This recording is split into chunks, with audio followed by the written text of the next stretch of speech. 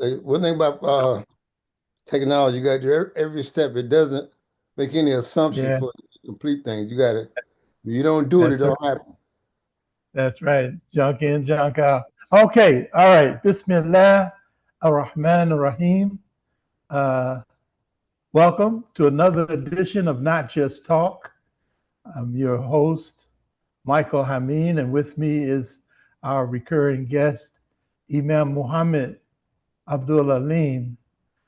Uh, Assalamu alaikum to Wa you, to alaikum the assalam. audience. Alhamdulillah. Wa alaikum And assalam to the audience, inshallah. Uh, yes, sir. well, there you go.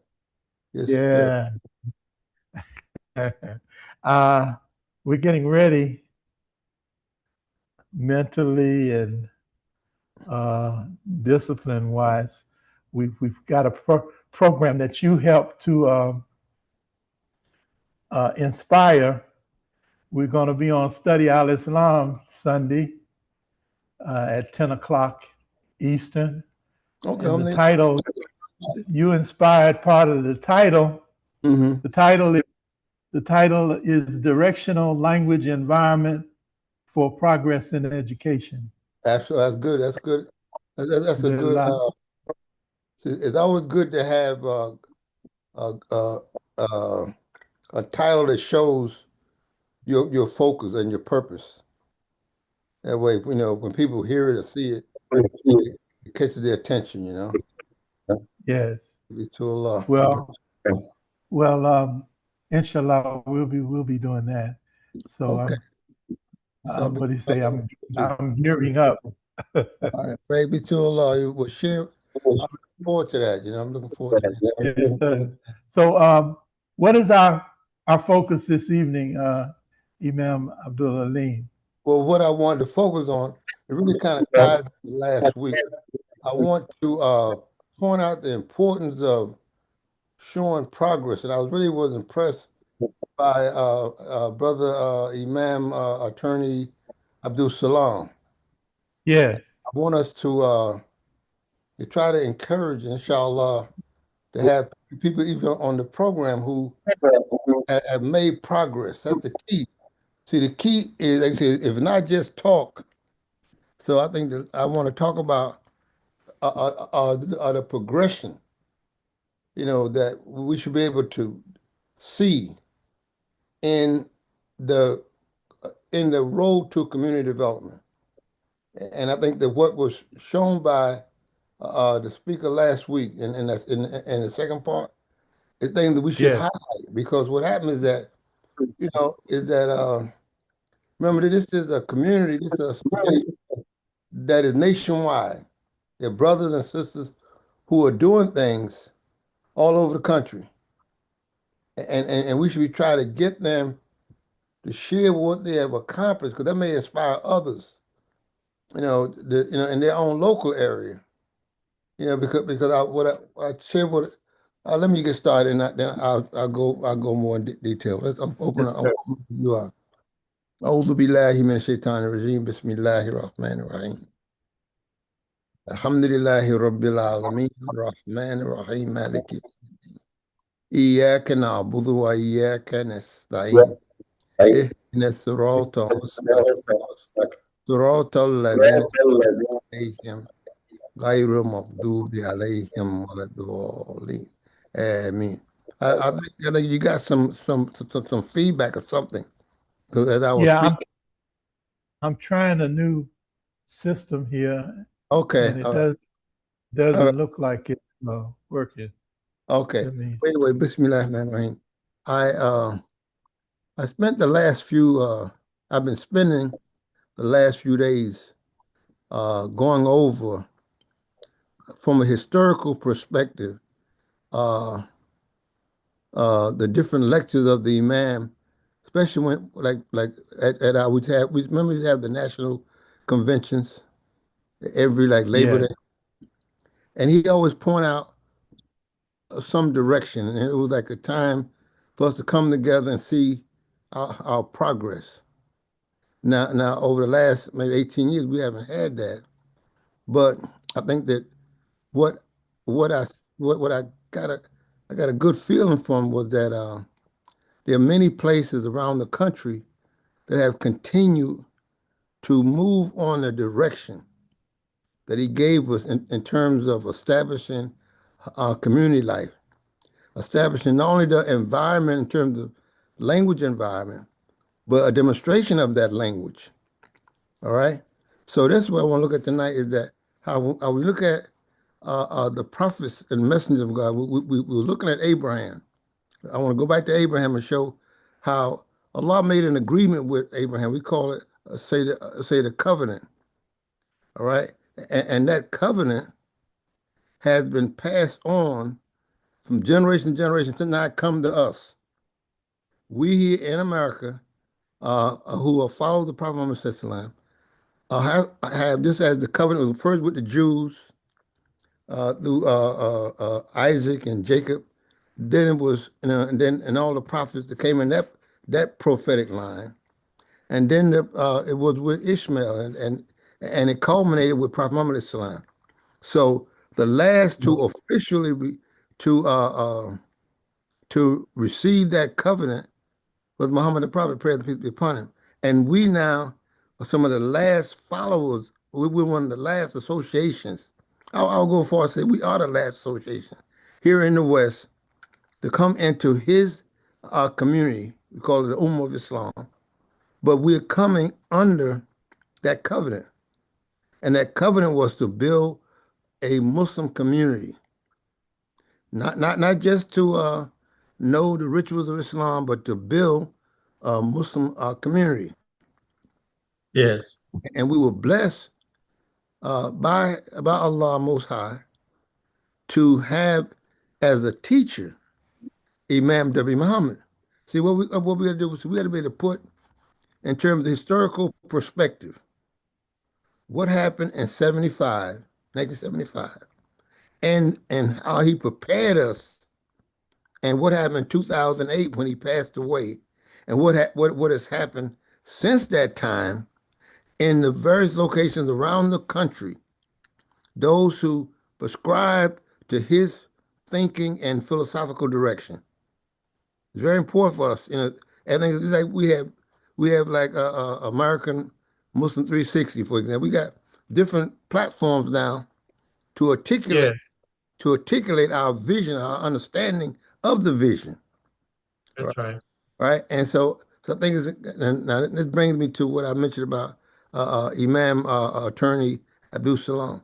We need to try to get from time to time these different leaders who have shown progress. The one thing he pointed out last week was it took him 30. He'd been on that for 30 to 1990. All right. 30 years. Yes. So Yes. you tell me that's like 36 years. Yes. So in other 30. words, all right. Yes. So let's just know that we're not going to accomplish everything in one go around. This work is going to be a multi-generational work. All right. And we've already completed one generation since the passing of our leader, Imam W. Muhammad. But now I think more than ever now, we now, since we no longer have the personality blocking our view of him, we now can look at him and see. I'm talking about the language now, because I spent the last few days, maybe longer than that, just listening to, like I said again, first of all, those major lectures at the conventions, but also lectures he gave around the country, and to see the major themes, the major ideas, and see whether or not at our location, 'cause I'm here in Philadelphia, is being articulated in the institution, say they subscribe to his philosophical direction. And we want to, what we hope to do is point out some key factors that you have to be able to identify in those communities that say they are students. See, students are people who are studying what was left by the teacher. So you say you're a student, you got a teacher. Well, our teacher was the Imam, what the Imam. All right. Now that doesn't mean we can go around and just quote it. Imam said, no, no, no. I'm talking about a good student takes in what was given by the teacher and inculcate it, make it a part of his character, make it part of his whole mental makeup, and then actualize it. For example, I give Yes. you an example how now we know that the prophet presence needs to be upon him. Once the Mecca, once the conquest of Mecca had occurred, and he came back like a year and a half later, and they had the we call a farewell Hajj. Yes. But we also know that the people who was recently converted hadn't, excuse me, hadn't had time to fully digest the full message that Prophet Muhammad brought. You know, even though the revelation was complete, a Quran as a revealed book was complete, and he had fulfilled his mission, which was the bringing of the Quran and leaving as a model the city of Medina as to how things were to be done. Mutual consultation, community development, all these things were set up in Medina in its embryonic stage. We got to keep this in mind. They wasn't fully developed. All right. Yes. The people still had a lot of tribalism still in their mental makeup that hadn't been uprooted. All right. And the proof of it was that shortly after he passed, within that first, say, 50 years, you had a war between Aisha, one of his wives, and Ali, his cousin. And that That's left right. with us this particular schism, even to this day, which is Sunni and Shia. All right. So that's to tell us that there's still work to be done. All right. And the leadership of the Muslim community went from Medina to Damascus. And the first people who were the leaders in a continuous way was the Umayyads. Umayyads were some of the most people who opposed Islam through Abu Sufyan and his son Muawiyah. It's very important for us to know this because the image that they projected of Islam, a Prophet Muhammad, I mentioned this, I mentioned this before, it wasn't like the leadership of Prophet Muhammad, he demonstrated a servant leadership. They established a royal or regal leadership that was based on dynasty, father to son. But Prophet Muhammad, he was trying to establish a leadership based on what he called a, a merit system. You got leadership not because of your blood ties, but because of your understanding of the leadership is one of service.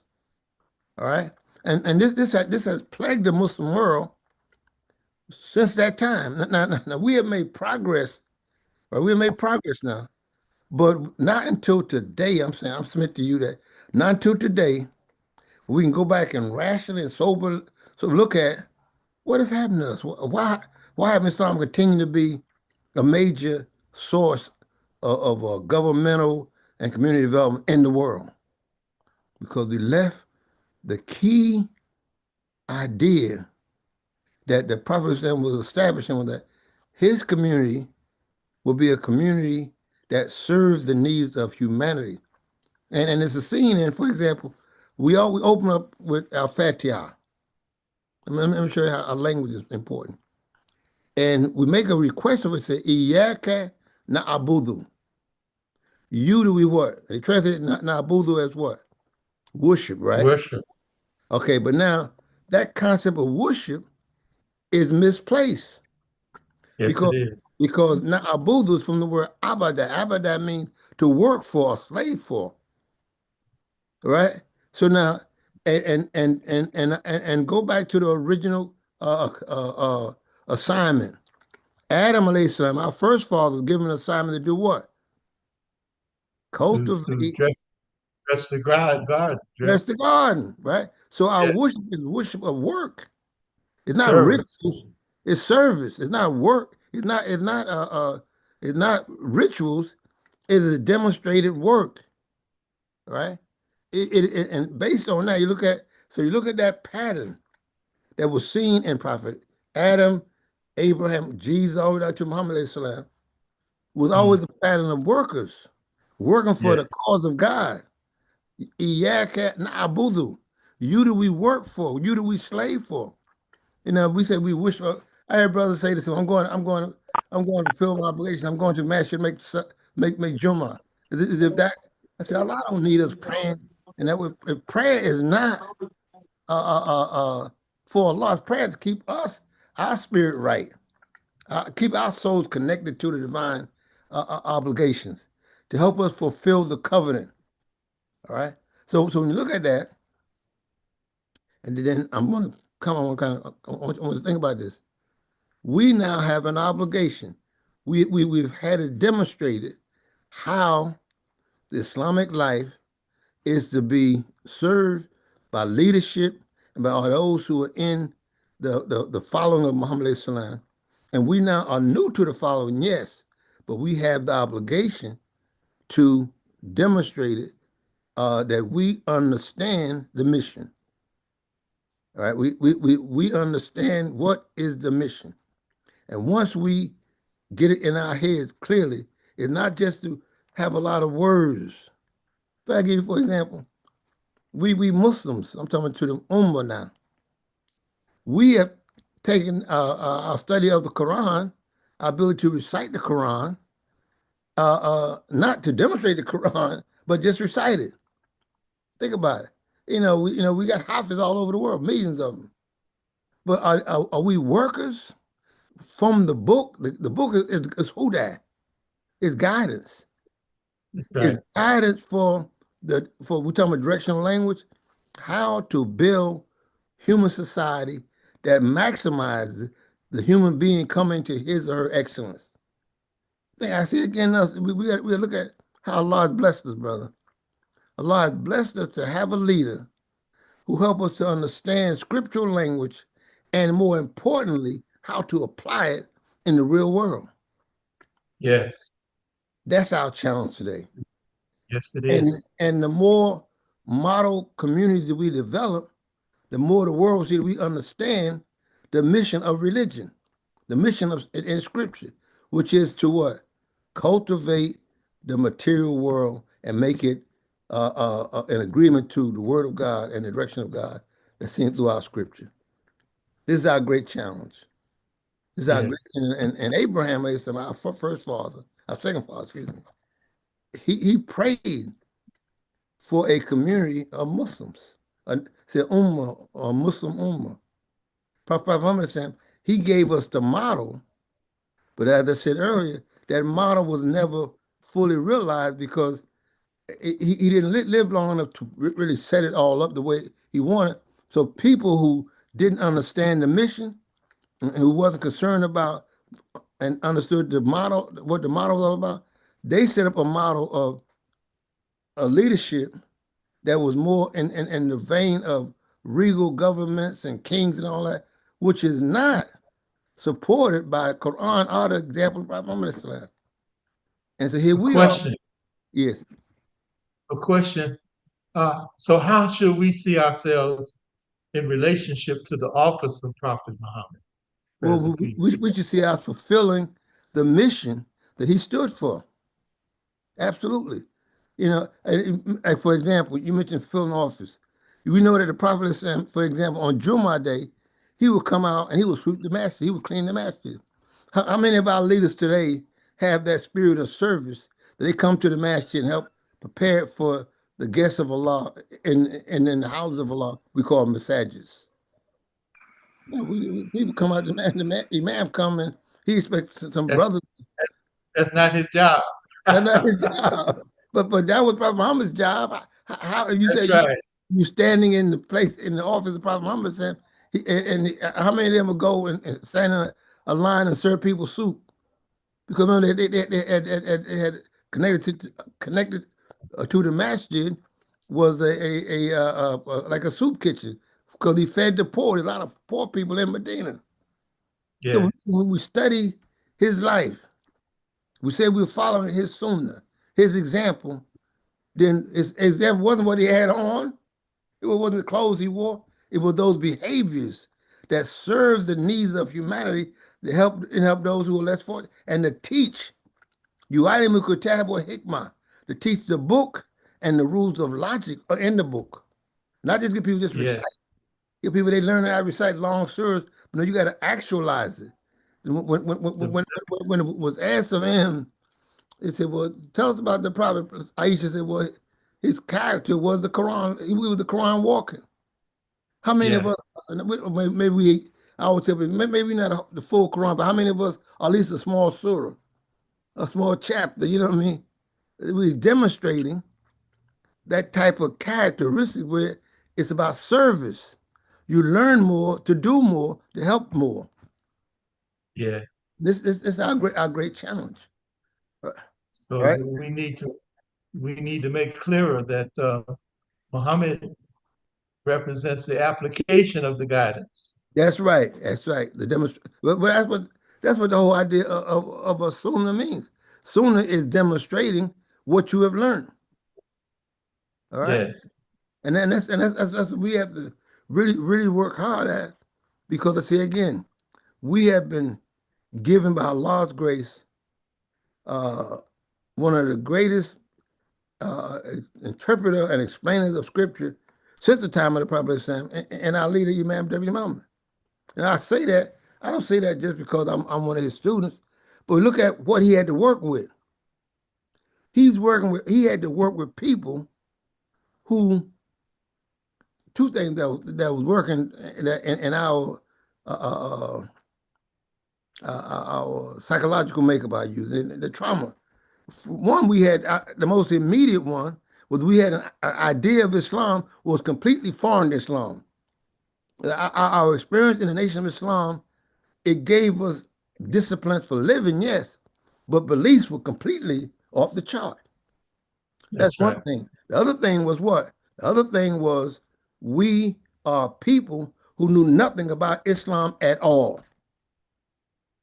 All right? Right. All right, so anything you tell us is Islam, we believe you. All right. And and Mm.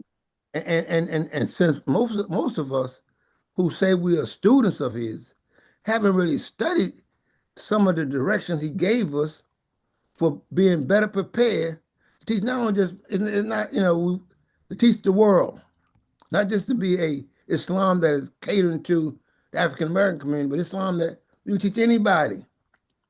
That's why I say, Mm. that's why I like to go back and look at the Prophet's life in his last 10 years and what happened upon his death and what happened in those early years of Islam in Damascus. Because there are a lot of problems that were there that nobody even addressed.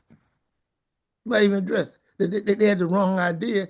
I mean, even like I say again, of just the idea of worship. Na'budu, don't people think worship means certain prayers you got to make and all that. But no, what you working for God. You're working for God. Are you slaving for God? Well, then what do you got to do?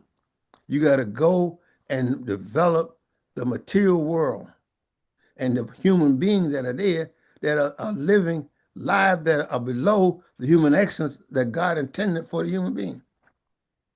That's why I say it's important to have brothers like brother attorney Abdul Salam, men who have accomplished something. See, that's what it's all about. See, don't tell me you're a Muslim and you ain't did nothing in life. Then Yeah. what? How has Islam brought you to your human excellence? It's in you, yes, but are you Yes. demonstrating it?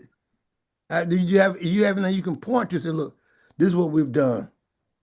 This is what we're working on, right? So this is our big challenge today, Yes, right? sir. We shouldn't still think about it. We talk about, say, the four birds, and we still struggle with one of the basics, education. All right. I mean, where are the Muslim schools? So Where these we should questioning like that question that you're raising now. mm, Where are the schools? right? Where's Where the are business? the schools? Yes. Where's And the business? where are the businesses? And what I'm saying is that there are some out there. I believe there's some out there. We need Oh, to it's give no doubt. we need to give those people more exposure. So inshallah, it will inspire more of us to get busy. I mean, that's why I say it's all. And I'm not talking to just a small. I'm talking about the whole community. I'm talking about all of us here who have been under the teachings of the language and the direction of Imam Muhammad all over this country. Norfolk. Remember now, what I thought was very important last week was that brother attorney Abdul Salam. He's in what they call the black belt in deep South Mississippi, Alabama, Louisiana, the whole area. That's the area where the African Americans were one of the most oppressive areas in the That's history true. of us in America. But yet he's That's able true. to produce something that people who are living in these big cities haven't been able to do. So what I I even saw a change in the outer, and not just the outer, but the inner expression of many of the everyday or common folk Caucasian people. yeah, what's they see, I think that with the most, sometimes the most remarkable thing when you have the greatest contrast. What I mean by that, this is that when you know you're gonna beat a person down, you got a system that keeps him down, and he still rises up. You gain the respect of those who knew you were beat down and kept down by the system. So I That's think that right. the African Americans in the South who became Muslim, remember now, there's certain sections of the South where they call it the Bible Belt, right? That's Where right. I mean, you tell me bringing some Islam or Islam, whatever name you want to call it, in that area, forget it. So you think about it. So you think about how you bring a language that is strong enough to break the psychological barrier, not only of the African Americans who are there, but also the Europeans that are there, who also have their own misconceptions of reality of what a human being is. That's right. You think about it. That's a powerful, powerful demonstration because But no, it's supposed to the, the track record of the Quran and the track record of Prophet Muhammad's example is well established. It's supposed to do what it does in changing the hearts and minds of people. exactly. But my point though is that the deeper the people is in their undevelopment, I use that term, the Yes. more you got to be able to see what they don't see of themselves and bring that to them to help them grow in the forefront. You think about it. Let's So give you some examples. You would have thought that if the African American people who had been enslaved and given freedom, if they were vengeful people, the Ku Klux Klan would not have evolved among the Caucasians. It would have evolved among the blacks. The that's blacks would right. have more. They had more reason for revenge than the whites. Think about it. That's right. Think about it. Now, in other words, the whites hadn't suffered no great oppression in it. But now the whites who are demonstrating that they are less socially evolved. Very important for us to understand this. They're more socially, they are less socially evolved than the blacks. The blacks are more forgiving, they're more understanding. So your message got to be able to not only help the blacks. Remember what he was saying, how some of the leaders in Selma, you was in Selma, right? Yeah. Yeah. Huh? Selma, that's where he was at, Yes, right? sir. Some of them That's that right. they had experienced Dr. King and the marches, but they still Right. had a lot of personal undevelopment. I'm talking in them as a human being. Mm. But listen to Brother Salam, look at his strategy. He didn't browbeat them with Islam, to try to, he he represented the fair and just environment. That was powerful, man. I mean, Yeah. because the average one of us, we ain't like Prophet Muhammad in terms of forgiving. If we conquered Mecca, man, we want to take some heads. I'm gonna get all you And jokes. You know what I'm saying? We came into Mecca with revenge in our hearts. But And by contrast, you had preachers and you had lawyers uh uh, that expressed that kind of yeah, language. exactly. Well, You of course, know, you see, you because had they themselves were not as developed, as what that's right. had done with the Muslims, like Brother Attorney Abdul Salam. See, Yeah, he was living and demonstrating by his lifestyle the example Prophet Muhammad Islam. He was conquering them not through a lot of African American things. The leadership is talking loud and talking tough to white folks. No, that's no, right. soft spoken, very professional, very polished. See that disarmed them.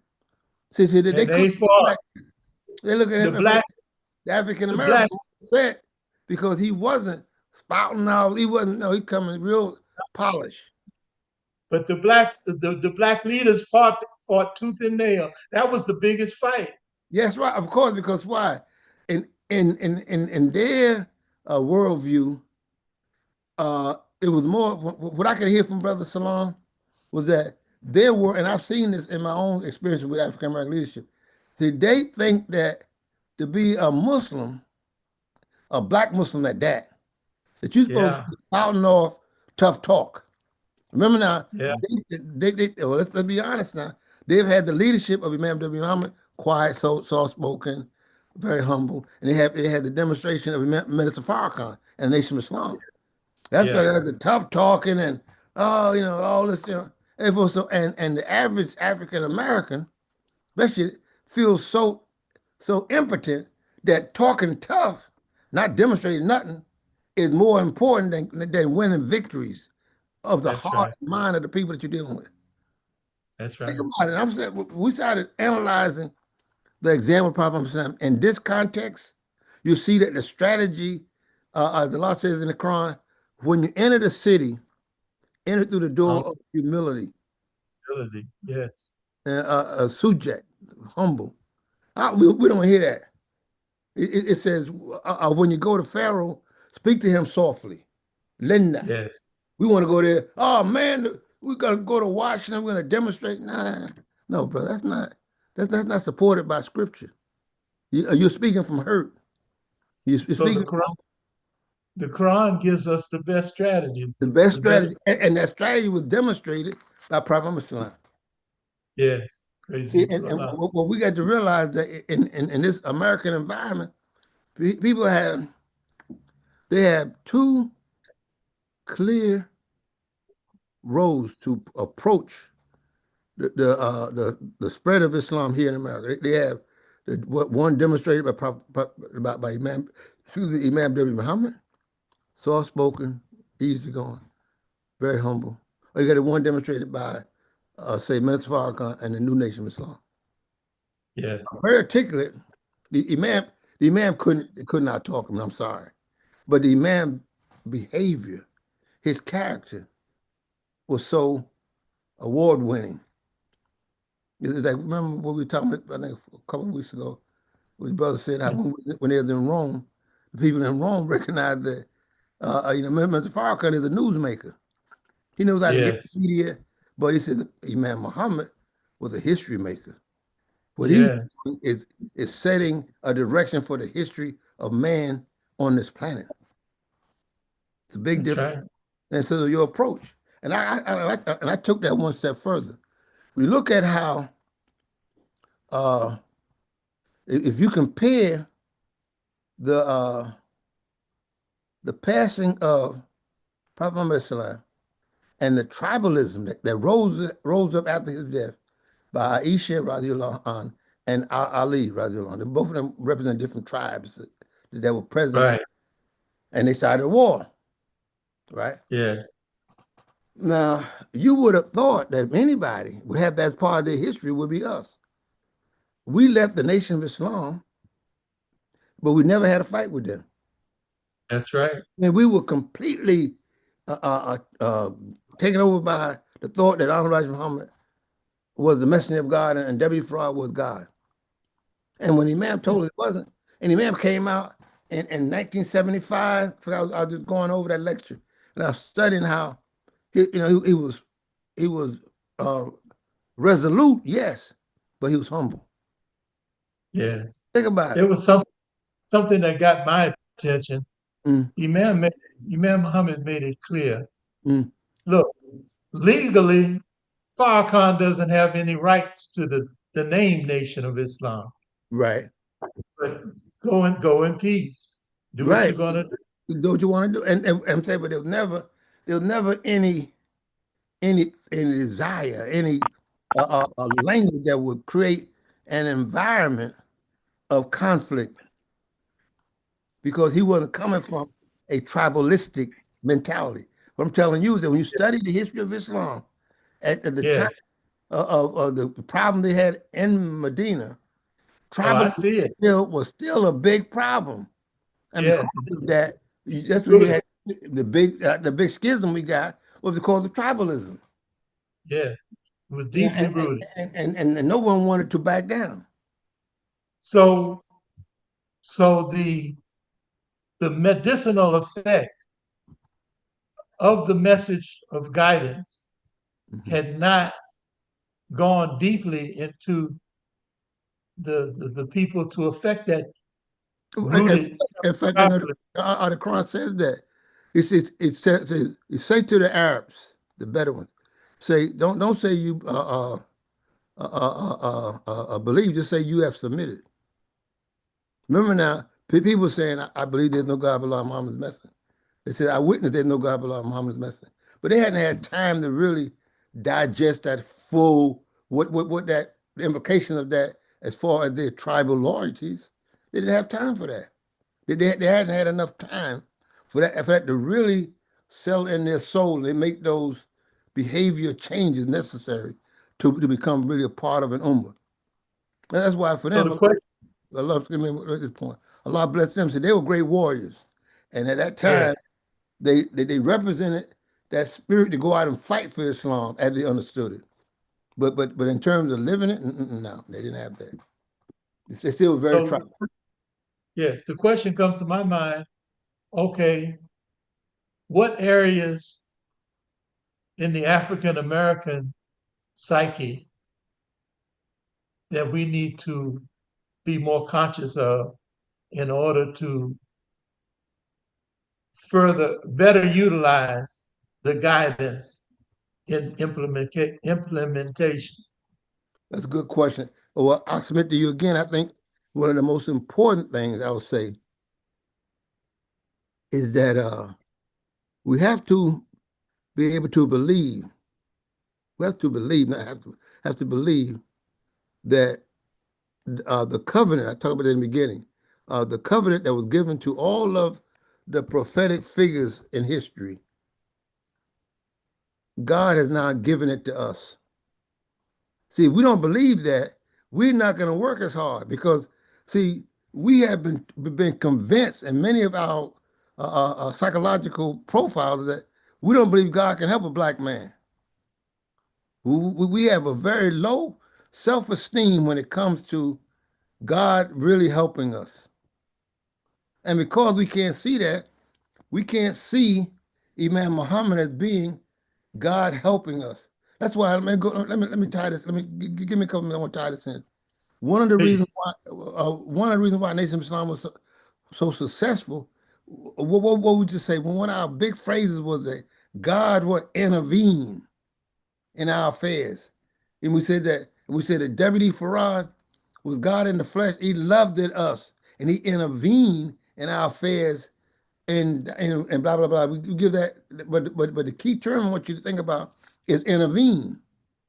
All right. We felt Yeah, that no one else had helped us. that's No right. one else had intervened. No one from the East, no one from Mecca, no one from Pakistan, no one from the Islamic world. But here, what we believe that a man intervened. Now, can you never look at the meaning? The word means that he stepped outside of the norm and came on our behalf to bring us salvation. We believe this. But Yes. in a bigger reality, in a bigger reality, we cannot accept that Allah did intervene, not the man God, but the Lord of the heavens and earth, Rabbil Alameen. All right, He did intervene, and the proof of it is Imam W. Muhammad. Why? Yes. So I want you to think about that. I want our audience to think about this. What you think we would have done if there was no Imam W. Muhammad in February 1975?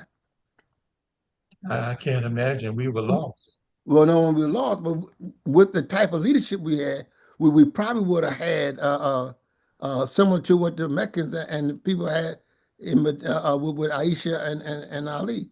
We probably would have had a lot of internal fighting because everybody would be claiming that they were the new leaders.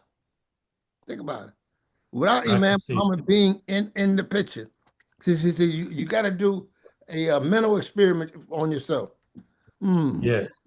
what would it have been like if the Imam wasn't here? Think Yes. about that for a while. They say, okay, but Imam was here. Well, then look at the mercy of God and His grace on us to do this, and we never miss a minute. Think about it.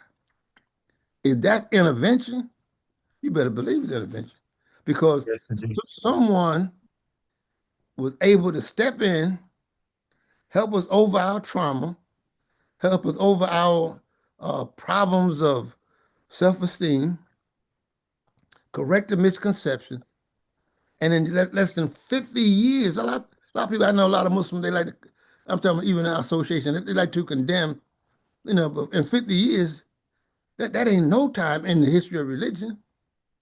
In 50 years, really, for the Imam's work was about 33 years. But if in 50 years we have produced, the fact we've even had this conversation, I mean, that Yes. itself is profound. Think about it.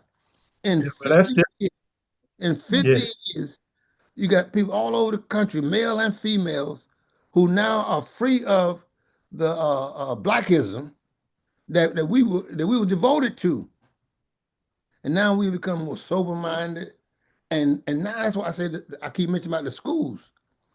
The next generation after we're gone, inshallah, God willing, are really going to have a lot easier time because they're not going to be trying to unravel a lot of the mythological language that we had to deal with in our first 10 to 20 years under the man's leadership.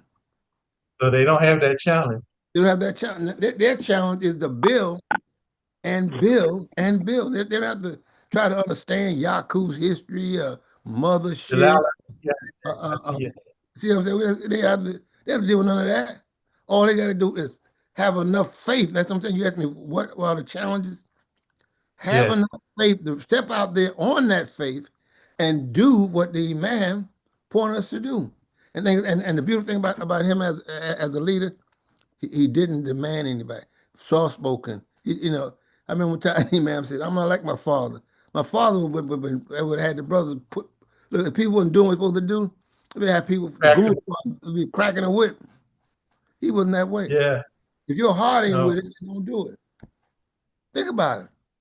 I mean, a yeah, lot of people can quote it now. Don't get me wrong, but to actually live it, see, you got to believe that Allah, the creator of the heavens and the earth, has placed these things in our environment to help us realize our human potential. You got to believe that. yeah, And yeah, no, you got to believe that. But you got to pass it on to your children. Why? Because you know that when you see the bigness of what has to be done, see, and then I'm going to live long enough to make this happen. I'm not going to live yeah, long enough. All right.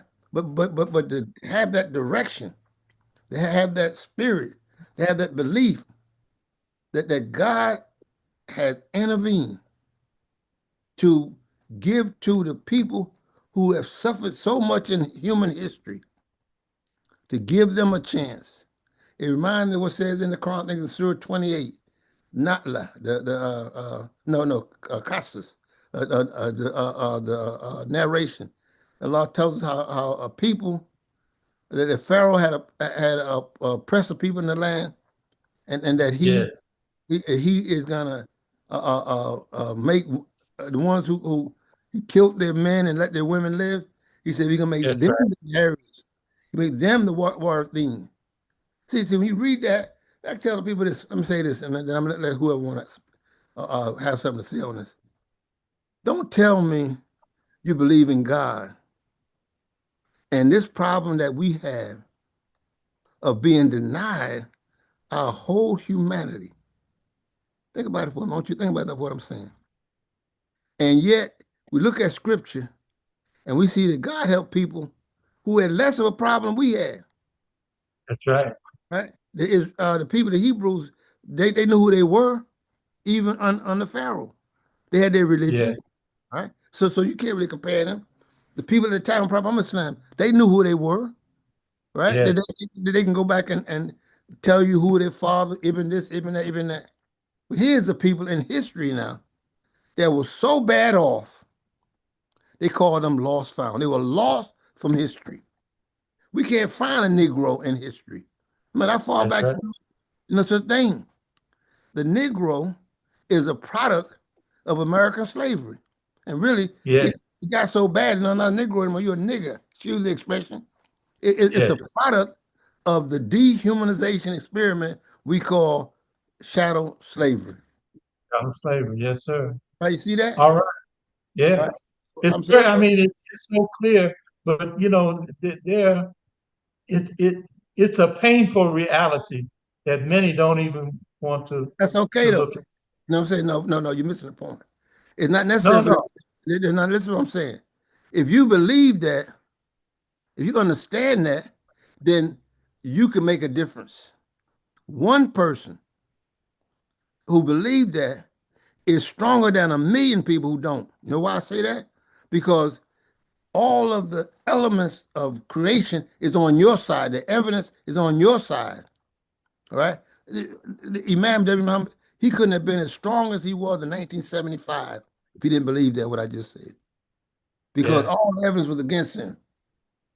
All right? Think about it, come February 20, February 20th, 1975, nobody was believing what he talking about. But we went to Chicago to, because of Honor Black Mama. He gets up there in February 25th, 1975, look, if he didn't believe it, he'd have been in trouble. Well, and I Telling you. believe what I'm looking at is the what you said earlier Mm.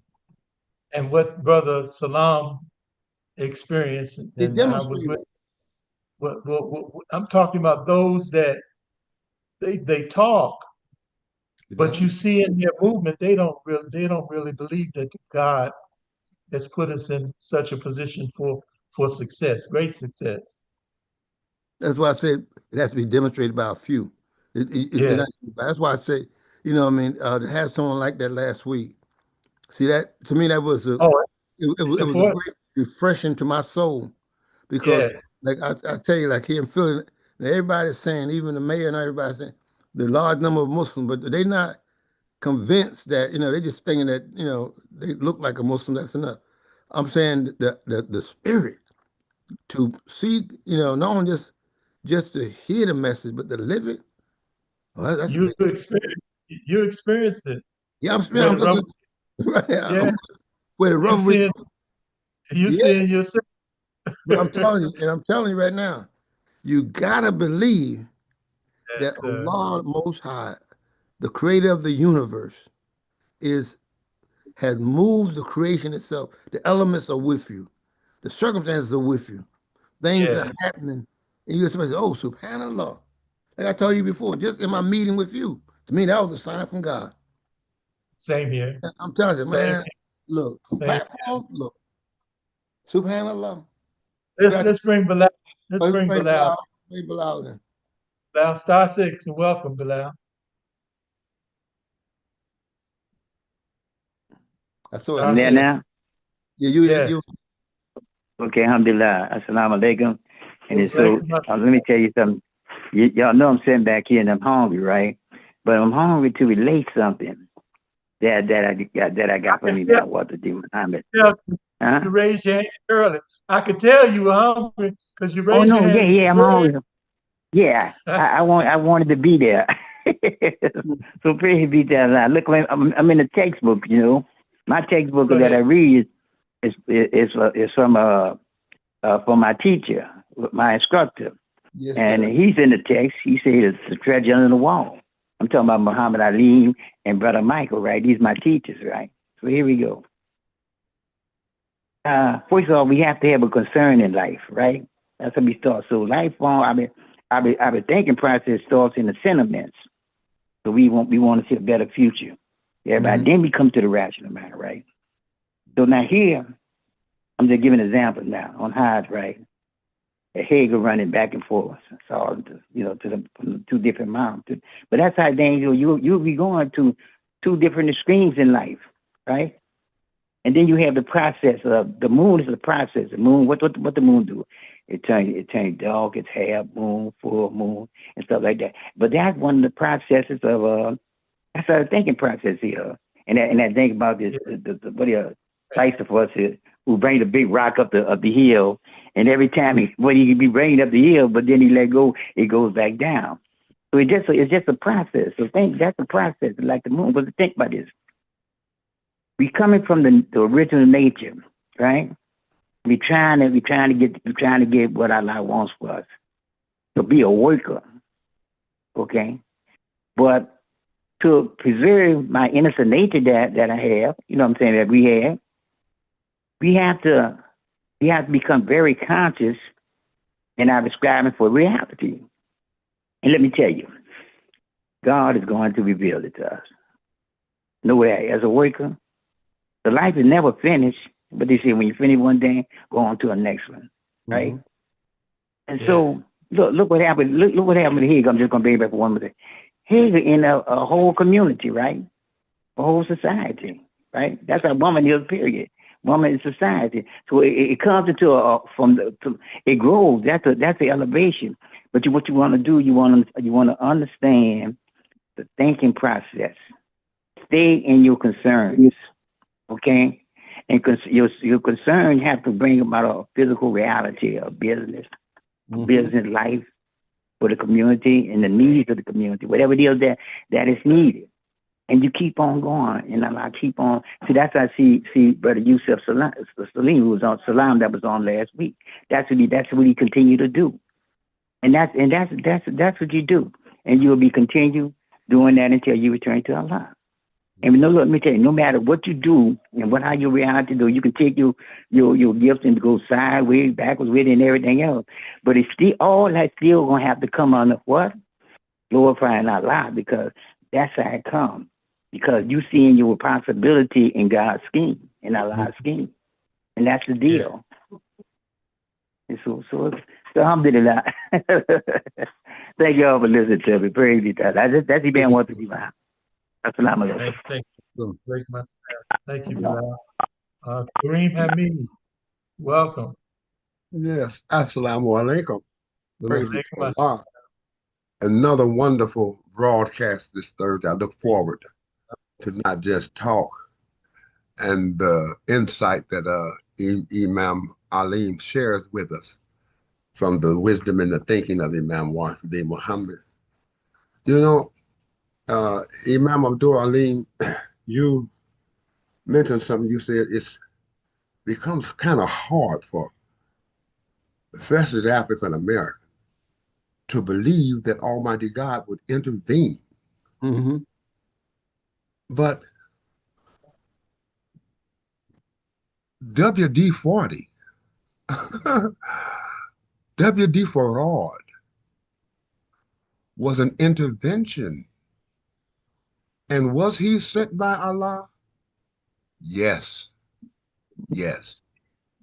He was able to lead us into independent thinking, to think independent, and to think outside of the box that we had been trapped in. Uh, and that only happened because it was Allah's will and Allah allowed that. That is Allah's intervention. And what did that do? That prepared our soul, our heart, and our mind for the Quran, independent thought, being able to read something metaphorically and decide and go into higher understanding. So yes, he did intervene. Imam Muhammad referred to him as WD-40, referring to oil. Oil what? Yes. To loosen what? The rusty lock. The Yes. lock that had been placed within our mind and our brain. So Allah did intervene. Amen. And look at us now. Look at us now. Praise be to Allah. That is only Allah's will for us. And also, I want to state, Imam Muhammad, he introduced a large meeting for us. I'm not sure what year it was, but he mentioned that the Jews had a celebration called the Jubilee. The Jubilee. And then you're mentioning people coming forward sharing their accomplishments. That helps all of us. That's right. And so Yes. the Imam introduced that. It was called the New Life Jubilee, whereby Yes, sir. you share the progress that has been accomplished. You share the progress that has been accomplished. So I do agree. We need to do more of that, my brother. We need to I do agree. more of that. Yes. Share with each other the great progress that we have made. And that work coming from the production of our mind being quickened once more and being put in contact with Allah's will, taking it from Caucasians or anyone else's mentality, a clear, independent thought. So I'm grateful, and I pray that we do once again try to establish a new life jubilee where we all come together and those productive in our society display and promote their accomplishments. I stop right there. Thank you, my brother. Assalamu alaikum. Thank you. Alaikum assalam. Yes. Um, I believe in that. It's like the convention, the regularity of the convention, and Muslims like myself coming from Selma and other places where you had a small Muslim presence, and for the Muslim men, women, and especially the young people, the children, seeing a larger expression of what they're being called to as Muslims. And what attracted me to you, Imam Abdul Alim, was how you reminded your children that they had an assignment. They had a work to do in terms of connecting with this legacy and taking it forward. That's so important. There's something about being mission oriented that's in the soul. When you connect with something bigger than myself, I'm fortified. Man, it gives me a big boost. It allows me to see myself in a larger context, and that's something that I see that the Satan, the way that the what do you call it, the environment is situated, is calling and pushing buttons to remind us of our individual presence, and the guidance of God shows us our group presence, which is a bigger motivation when you see yourself in a group context. Yes, very good. Alhamdulillah. Well, excuse me.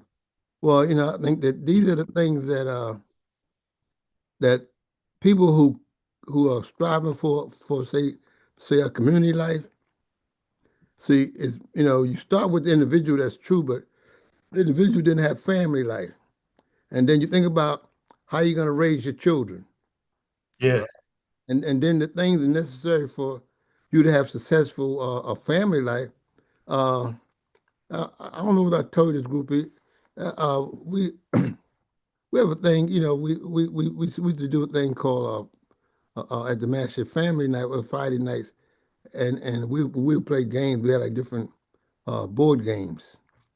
I may have mentioned this before, and I was Yes, trying sir.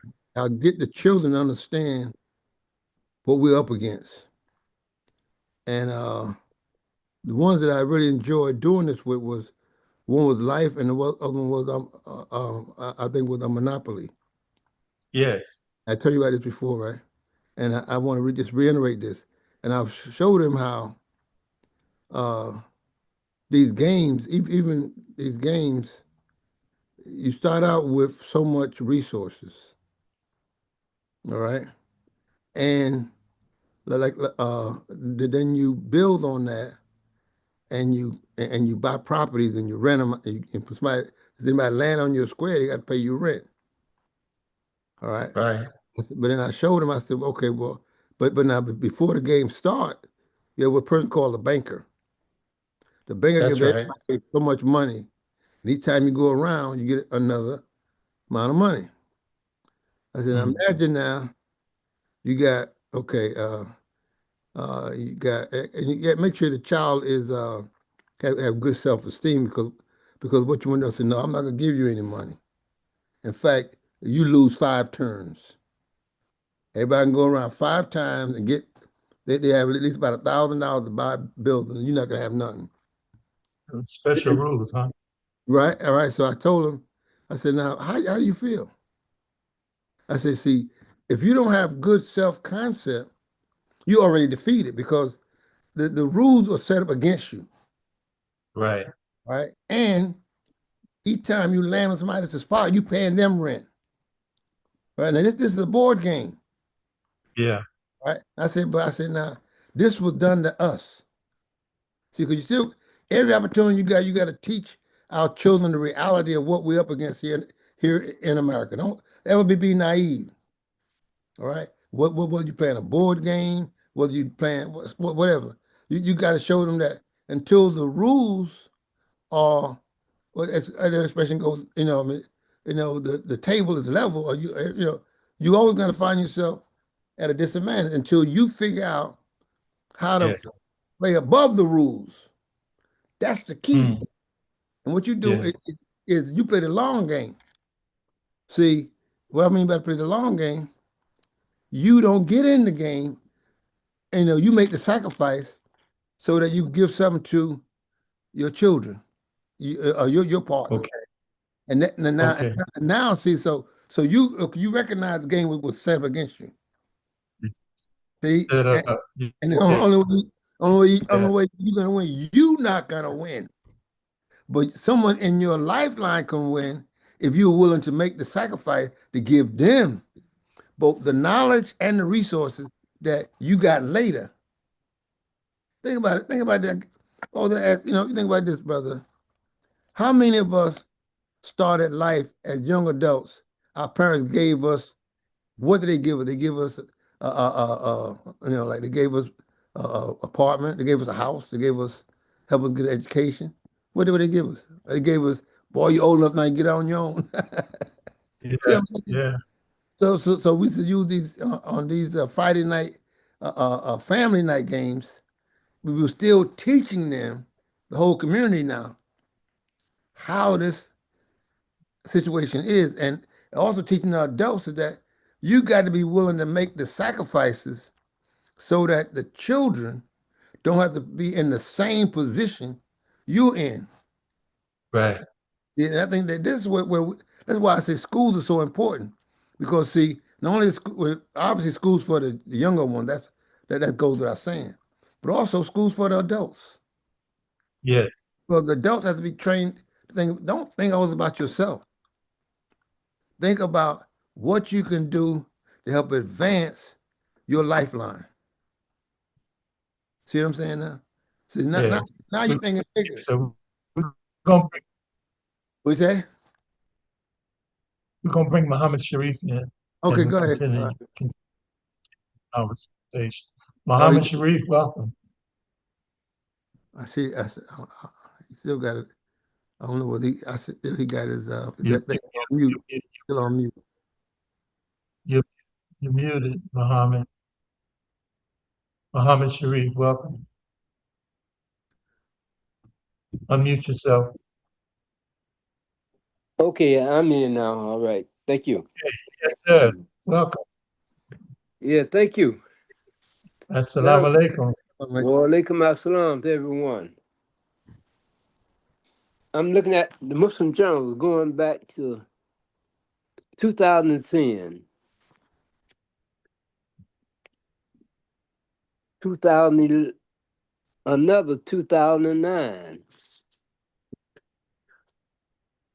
Lukman Abdul Haq, also named Kenneth Gamble. And what Abdul Haq Kenneth Gamble did in Philadelphia, Yes. has that been continued? Well, let me be straight up with you on that. And I hold it very dear. What I'm going to say is that, see, you can take part of what the Imam said and make progress, but it won't last. All right? You have to It be, won't what? it won't last. You got to have the full package. And Okay, explain that, let me please. explain what happened. Explain what happened, and may Allah forgive. You have people who kind of was fence riders. I use that term. I use that term. You know what I mean by that? You have people who saw what the man was doing in terms of preparing a full human being, but also like things that Don Elijah Muhammad did in terms of say a community development. All right, and what happened was they didn't follow the full prescription. All right, they didn't follow the full prescription, and what happened is that if you don't follow the full prescription, you got different people will come and join you, but they won't have the full commitment to what you're trying to do. All right, and what happened is that you have people among you who be really working to undermine what you're doing. So it ended up with the person who was like the managing director, the CEO. He got convicted Yes. for embezzlement and taking money from the project.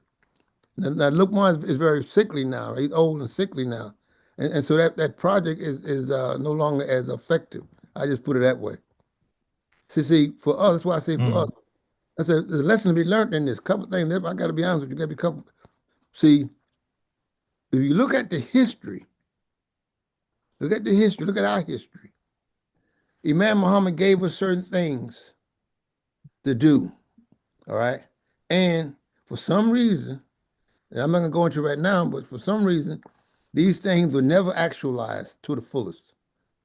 All right, and what happened? Okay, so now here we are now. Imam been gone for about 18 years, almost 20 years, and these things still not done. You have people who forgot that in the Quran, it has the believers, the disbelievers, and the hypocrites. The hypocrites are there among you saying they believe, but they're working to undermine all your programs. Yes. And that's what we experience here. All right. So a lot of what we were trying to do got big setbacks because now you have federal investigations and I mean everything. And praise be to Allah, brother Lukman, it didn't hit him directly. You know, his legacy now is with Philly International Records, not with the development of say the Muslim community. A lot of that he had to get back. Okay. You have to be. I'm telling you. You got to be sincere and make sure people around you are committed to the mission. That's right. There's more I can say on that, but you gotta. If you're not committed to the mission, when people see money, you'd be surprised how people are attracted not to a mission, but what they can get out of it, what they can get from it. And what happens is that Islam keeps growing. Don't get me wrong, But the thing, Yes. see, I put it this way: you can have growth, but no development. That's called cancer, all right? Yeah. Yeah. And you have all these people. Look, we here got one of the probably the largest, like according to the Pew Foundation, the Muslims in Philadelphia probably the largest indigenous Muslim community in America. We now have surpassing what's the place out in and Auburn, not Ann Arbor, out in Michigan. What there's a I city. read about it. What is the name of Yes, sir. I it? can't think of the name, but I read about it. Right. Yes, So sir. Dearborn, Michigan. the Dearborn, but we have more percentage wise. We have more Muslims. But what has happened is that people don't realize that if you don't have development to go with your growth, you're cancer. And what happened was, see, that work was supposed to be a development, a demonstration of what could happen when Muslims come together and follow in the direction of language and be true to that language, not mixing this and that. No. Yeah. And that's what happened. No, that project got undermined. I put it that way. The one I million, $1 million multiplex complex. It was One more than million that. dollar multiplex It was complex. much more than that. So that you talking about that was in like 2010 or 2011. But what we're in 2026 Yes. between 20 shortly the day after. See, once they topped out how much money you putting into it, they own you now because now they're looking at your bookkeeping. They're looking at yeah. your how well you are managing your reporting. I mean, and you start getting money for your affordable housing, your charter school. All these things can come back to burn you. All right, if you're not doing it right, you have to make sure. It's almost like what happened with us, the Nation of Islam. The Nation of Islam under the Honorable Muhammad grew real big, but what happened? Corruption. Corruption, and corruption something that happened from within. Corruption Yes, outside sir. don't affect you. Corruption inside. Inside. It's usually dealing with money. That's, Yeah, that's, that's one. that That's what. reminds me Go of a ahead. story from Baltimore. Imam uh, Ronald Shaki, Shaki, I know Shakir. him. Yeah, I know him. yeah. May Allah forgive me, grant in Yeah, paradise. brother. He told a few of us Mm, how he and some other brothers had invested in the bean pies to right. sell to 7-Eleven. Mhm, Big money project. right. He said it just like this. He said, brother, when the money started coming in, and he used the N word, started Right. coming out. That's right. That's right. I remember that. Well, see And what he is it? said, get At, out. at, at that same time, Ali Muhammad Ali we was working with him. We had a they're in Baltimore too. We had a rotisserie chicken thing that Oh, Ali was yeah, promoting, along with the bean pie yeah, I we talking about. remember that. Yeah, Because the brother, may Allah forgive me, sin granted, but he just passed. Brother Samir, because he was interesting. You mentioned that he just passed, and also brother John Ali. You heard that name? Yes, John yeah. Ali. He was the He was national secretary. We just passed. We buried him today. John Ali. Uh, We just buried him today. Yeah, we had a janaza this morning. They took him to the. Mm-hmm. All right, but what happened was, see, that's what I keep telling you. You got to have people around you who are devoted to the mission. They're not looking to be doing no side deals or nothing like that. Because all that does is break the spirit of the that's right. believers who commit to what you're trying to do. All right. And so what has happened, the project you just mentioned with brother Lukman, Kenny Gamble, and Right. yeah, I mean, it was a big trial up here, man, and the and the and the CEO and the treasurer. I mean, it was so much. I could tell you about that, but I'm not gonna. I don't want to be a bearer of bad news. Just put it this way: be Yes, sincere sir. in what you're doing, and I say again, you're working for God. You ain't working for nobody else. The one who's going to ultimately pay you is Allah. Iyaka na'budu. You got to have that spirit because the minute money you get in the floor, especially government dollars, and you have a good accounting system, you got a person who has to be willing to make sure that all the I's are dotted and T's are crossed. If you don't have that, you trusting people to turn in the forms, to make sure that your 501, excuse me, your 501c3 is up to date. I mean, all your tax records are up to date. If you ain't doing this, you're looking for trouble. Because as soon as Yes, you sir. think that you think, and when they start advertising what you're doing, they already got you lined up. You gotta make Yeah. sure that when you, like I said, if you gotta, once you go public, you better make sure your private situation is right. Yes, sir. Now, It, We not went. nice Go time ahead. court. Was that going all went down with it? was that? Nice No, no, no, time no, court. no, no. That's what I'm saying. The nice town. Now we're working on that. The brother who works there, he works for me and with me. His brother Zach. We had to. We got alhamdulillah, we got a sister who's an excellent accountant. She handles all that. The nice town. In fact, it's expanding. In fact, we got the. We're working. They're doing a thing now with the Nicetown Court. For next time you're here, inshallah, you'll come through. I'll let y'all meet brother Zach. Zach, if I have him come on one day, is that he, you know, I told him to keep that. Let me tell you a little bit of background on that.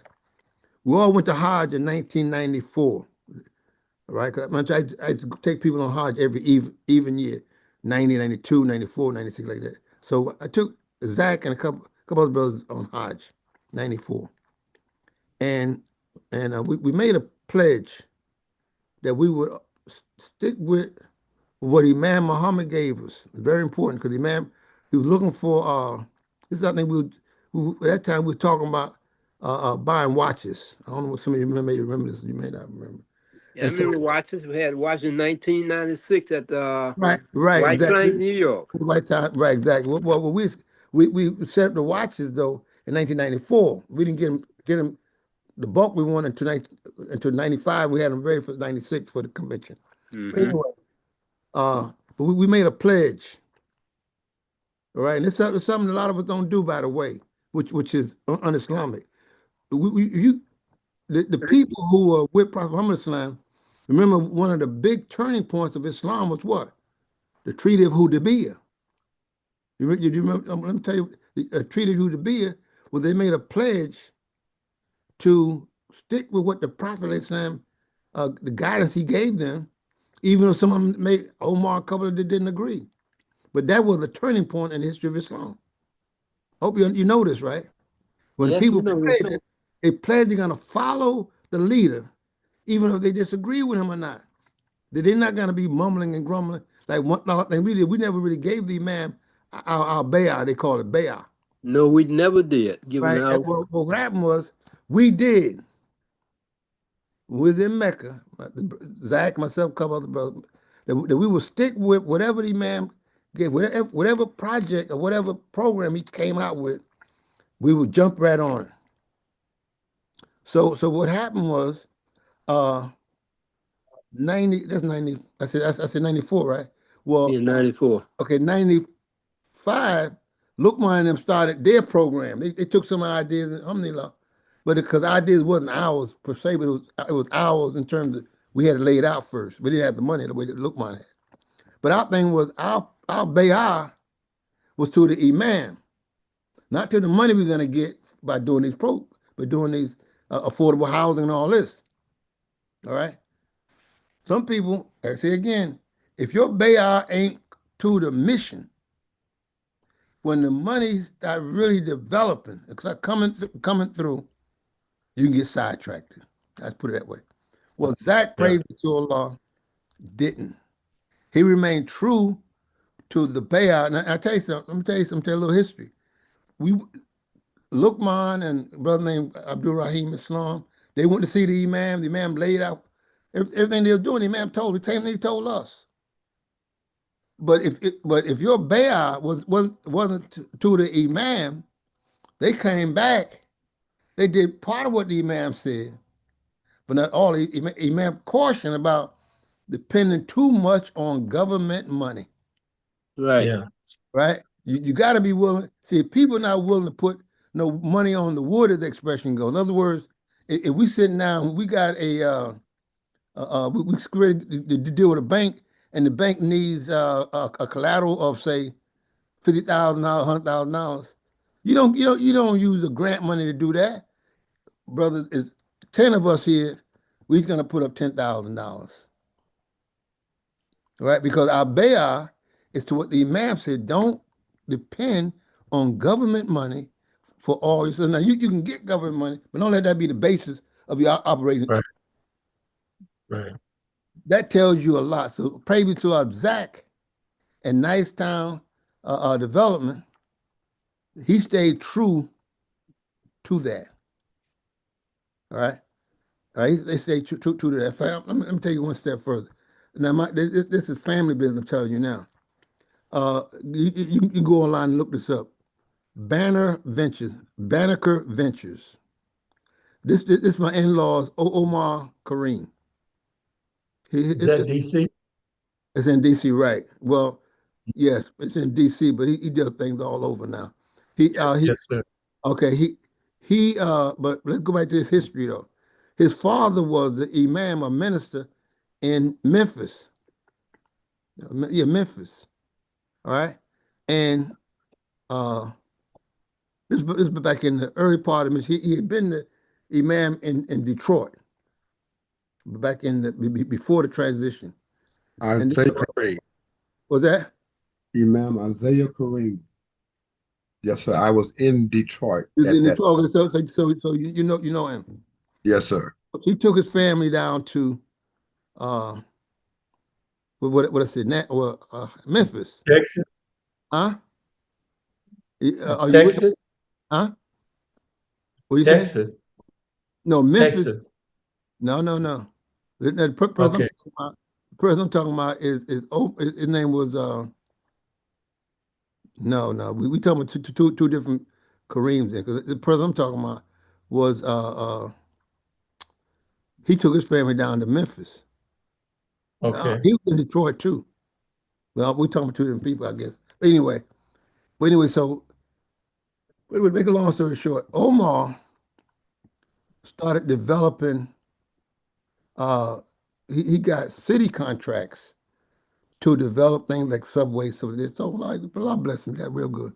And he's the one that did the Claire in Detroit.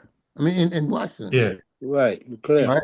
Well, now, by sticking with what the imam says, so you gotta understand that if you in that line of you in the development business, because look, man, and we're trying to get into the development business.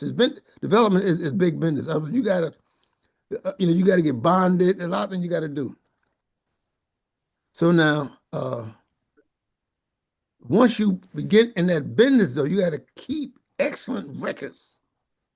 You got it because money. You talking about multi-million-dollar contract, subcontract, and all that kind of stuff like that. Well, pray be to Allah. You follow the instructions, successful. Other people, I put it this way, they didn't follow those instructions and they're not successful. That's why Omar and they was able to declare at a discount for the masjid because they also got a multi-billion-dollar contract with the state of Maryland to do the hospital near the new stadium. See, let me say this. Let me say this to y'all. And this is something I've been telling Omar them for years. Most of us, I'll be honest with you, I say again, we don't really believe that God is in our lives. You know why? Because we go for petty things, small things. We get caught up on the small things. When you believe that God is with you, you think big and you go for the big thing, trusting that Allah is with you. This is what we're missing too much in our community. We don't have leadership who thinking big enough. I'm gonna give you for example. This is what Lukman misread with us.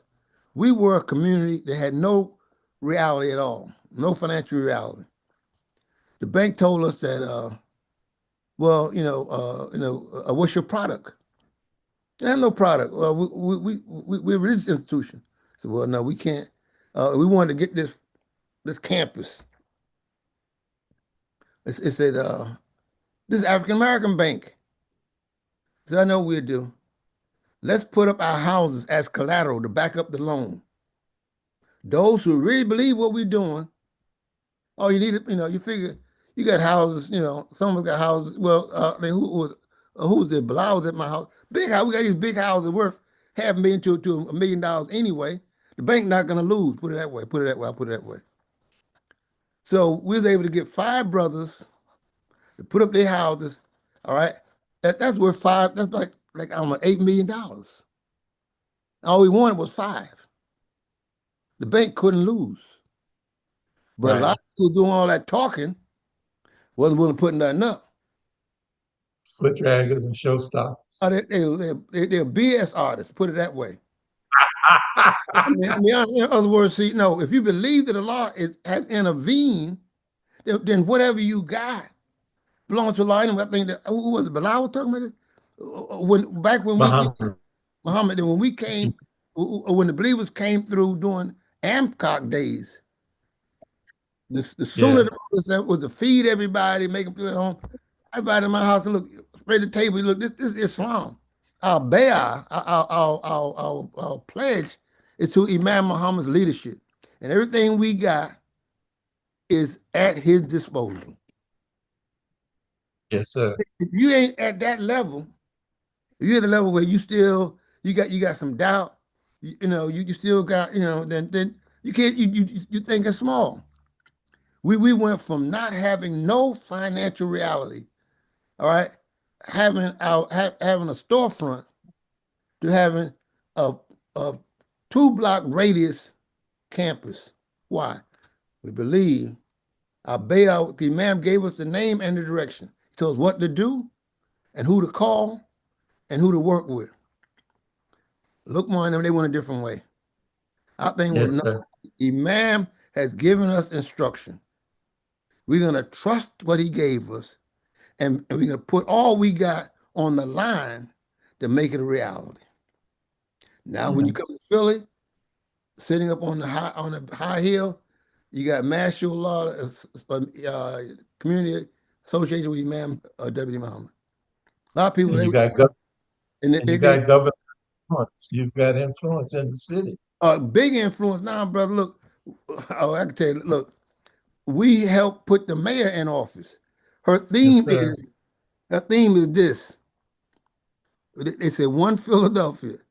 I gave the speech at her what you call it, her when a person wins the election, and she was looking for a theme. She said, man, what should I do? I said, well, this is a city, people are divided. Now, I didn't tell her I'm teaching Islam, but I said, if you talk oneness, you can get everybody. Praise be to Allah. Praise be to Allah. All right, that's a whole nother story for another time. But now, her theme is one Philadelphia, one community, something like that. It's Islam. But my point though is that it starts with see what people are willing to give up to make Islam a reality. Then you know.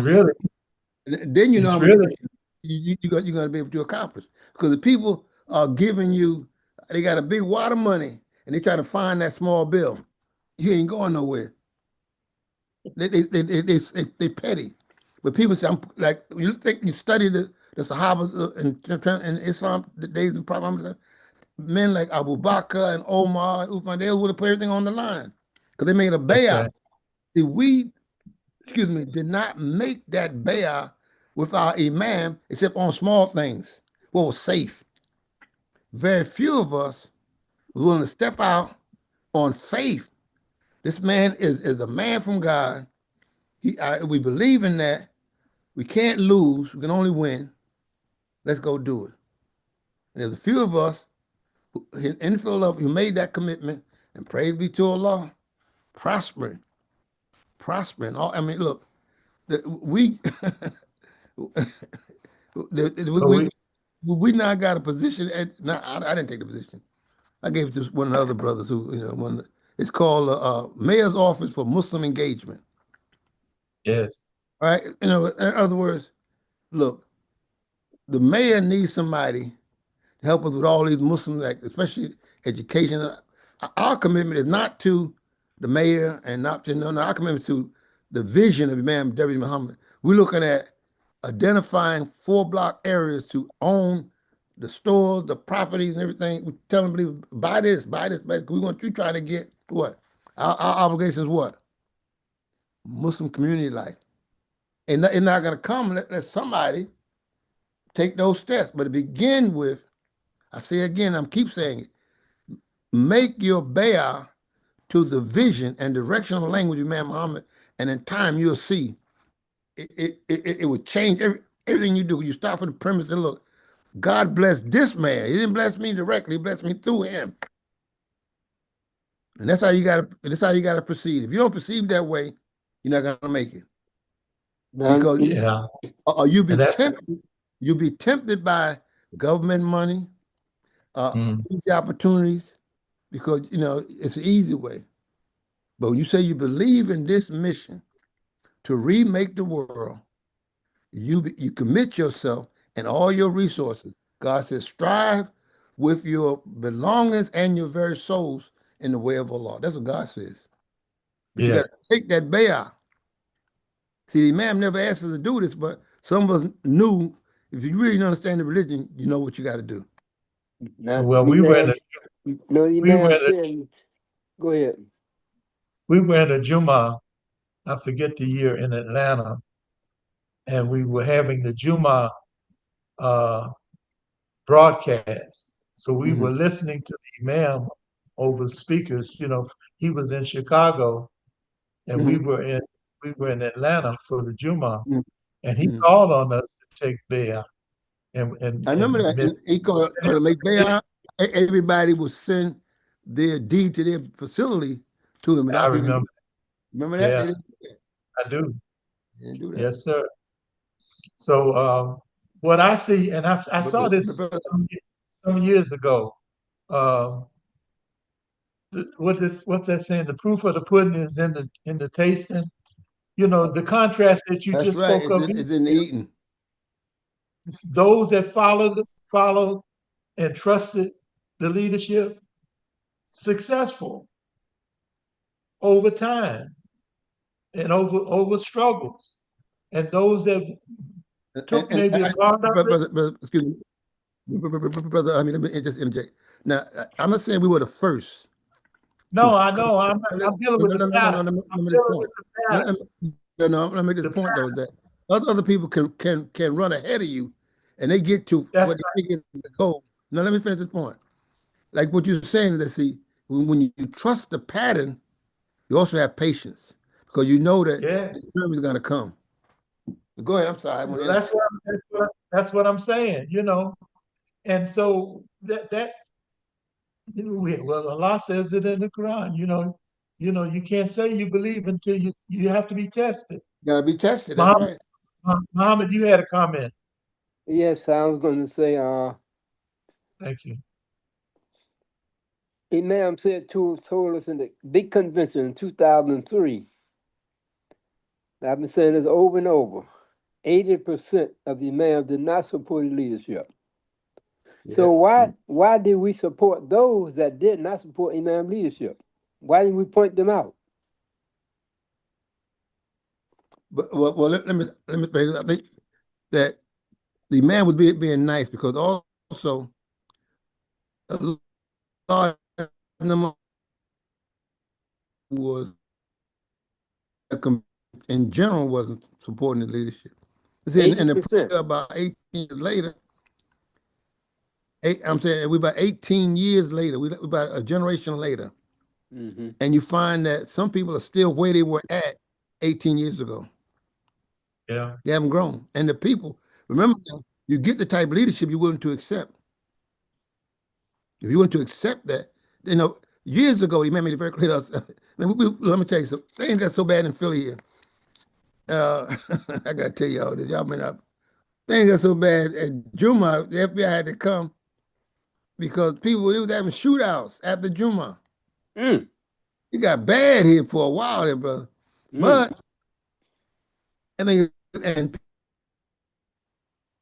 knew the man personally because they had been here when he was excuse me, the minister back in the late 50s. His man said, I'm Yeah. not coming to call the police. That's right. Because no, the point he was making was that people want to come and be the big mahop that solve their problem. If y'all accept that type of leadership, then accept the consequences. Mm-hmm. That's right. That's what it amounts to. Yeah. Right? And And he things I'll gave tell you, brother. Look, I can tell you, was that? What you say? What you say, brother he Michael?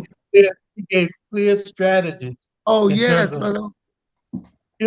first you go and you help the brother, help the leader, offer your help and assistance.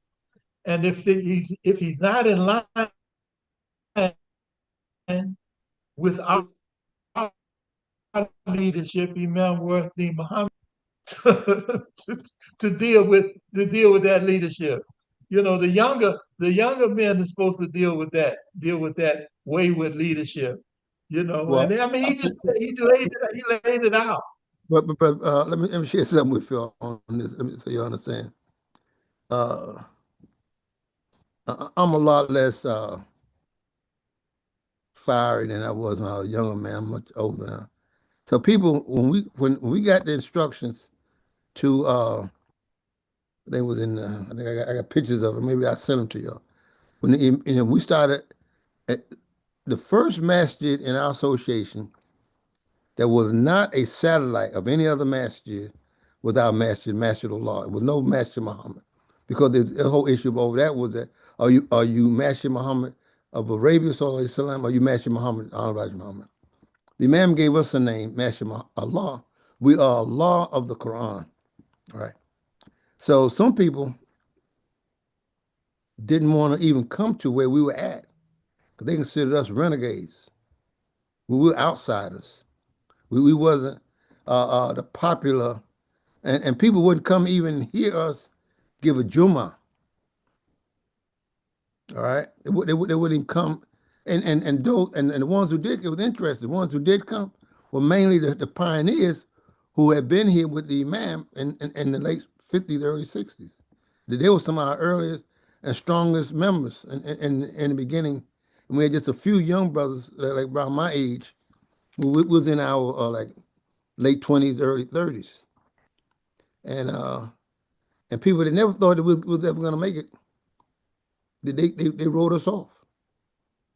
And even people that we knew personally, they said, "Man, I like you, brother, man, but I'm gonna ride this one out."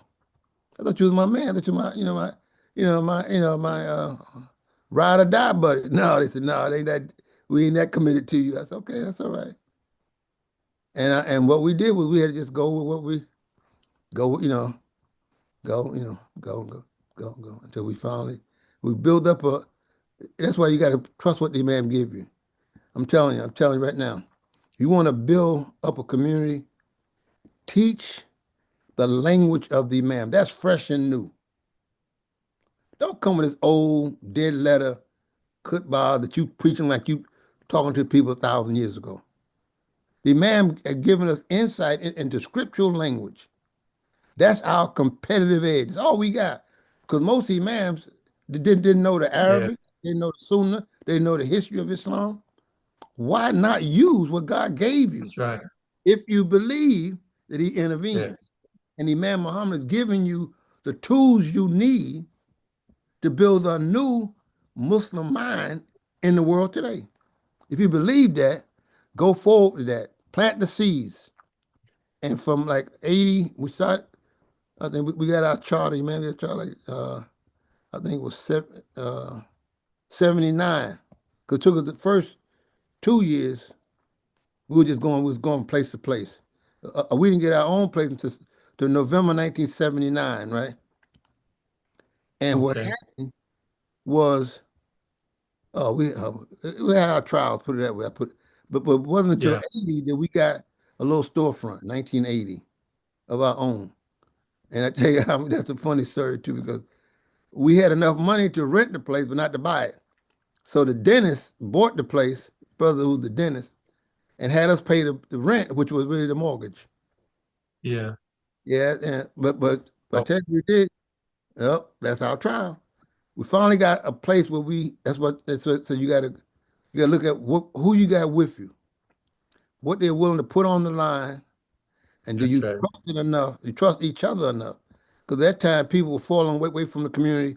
Remember how it was, and I'll say in the first 10 years, a lot of people got disillusioned throughout the community. You know what I mean? Yeah. They were expecting something to happen. That's Uh, right. so when the man came in office, they expecting, the mother should become whatever. I don't know what it was. You know, Yeah. but what happened between 75 and 85, our membership was going up and down, up and down, up and down. So people were walking away, they're leaving. Yeah. I So was coming into Birmingham and there was people backing out the door. right at the door, yes, but Allah blessed us. And I tell them now, I said, look, I tell some, I tell you, brother Michael, I told a young man who became the imam after me. I was the imam for like 20-something years. I said, brother, look, it ain't the age, it's the knowledge, man. I'm doing this, I'm flying all over Yeah. the world on conferences and stuff.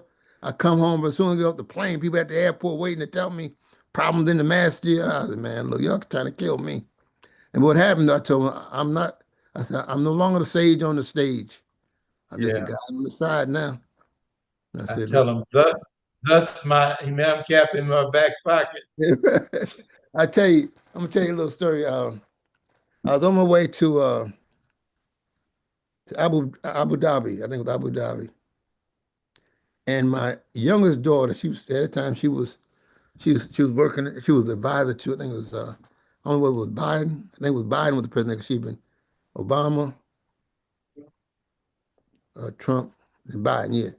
And so they invited her over to speak, and I invited me to speak, and then I'm going to go from there to Bali, Indonesia. Why do see that sometimes you want to do good sometimes, but you got to be careful of your own ego. Ego can be bigger than your reality. What I mean by that is Yes, this: is that your body has rights over you. that's true. So even though they're flying me first class, I'm going to fly from Washington to I'm going to fly into Doha, Qatar, because at that time it's having the World Cup was there in 2022, I think it was 2022. Yeah, yeah, I think one of yeah, I think 2022. I got there, brother. I flew there with my daughter. I'm going to fly on from there to Bali. I was so thankful to my daughter because I got so sick. I was just flying here, flying there, because I had been someplace before that. I was in Chicago or something. That's when I realized that it ain't the age, it's the mileage. I put so many That's right. miles, going through different time zones. And my older daughter told me, she said, "Albert, when you go into that part of you should have went, you should have went west." I said, "What?" She said, "Yeah." She said, "When I went to the Philippines, it's faster to fly from here to, let's say, San Francisco, and from San Francisco to Okinawa, and then go down to Yeah. Philippines and to Indonesia." I said, "Yeah, I wish I'd have known that. You told me that before I who tried to do all that traveling. I ain't been right Yeah. since." I mean, I said, Yeah. "Man," but my point though is that you got to know when to pass the baton, Yes, sir. when to recognize that I could do this what we're doing it now, like the night on Zoom, but I try not to do a whole lot of Yeah. traveling now, bro. I tell you, man, Sounds the same. those early battles, man. We used to fly to Chicago because remember now, I was like assistant imam. I was the imam for a while out in Chicago when the imam was out there. But the imam stopped teaching, and myself and Imam Ibrahim Pasha was like co-teaching out when they bought when Jabba and Ali Yes. built that masjid out there. Yes, sir. Fitra. I was one of the first imams. I would fly out there every month for a weekend They had so many problems. Oh, Allah. Look, I'm telling you, those who had a chance to work with Imam Muhammad, thank Allah. Y'all didn't see how much that man worked to free us from misconceptions that the people in Chicago thought they still thought they were the royal family. Yeah. Yep, Thought that's that. right. Royal family. I mean, Oh, and oh my man. goodness. I see why Yeah. they man moved out of Chicago. We Yeah. used to fly in there, brother, and oh Lord. Oh Allah. I didn't want Well, we've got 13 more minutes, and we want to invite the audience, the yeah. participants, to share Oh, Allah. reflections or comments. This is an environment, a language environment to help us focus and tighten up our perception of progress going into the future. Uh, there's certain things I've been studying on the sensitivities that we have that we carry over, and one that jumped out at me, and I was reading in terms of the connection of other people with this same issue, and the issue is to identify something in your thinking and in your language, but it hasn't materialized.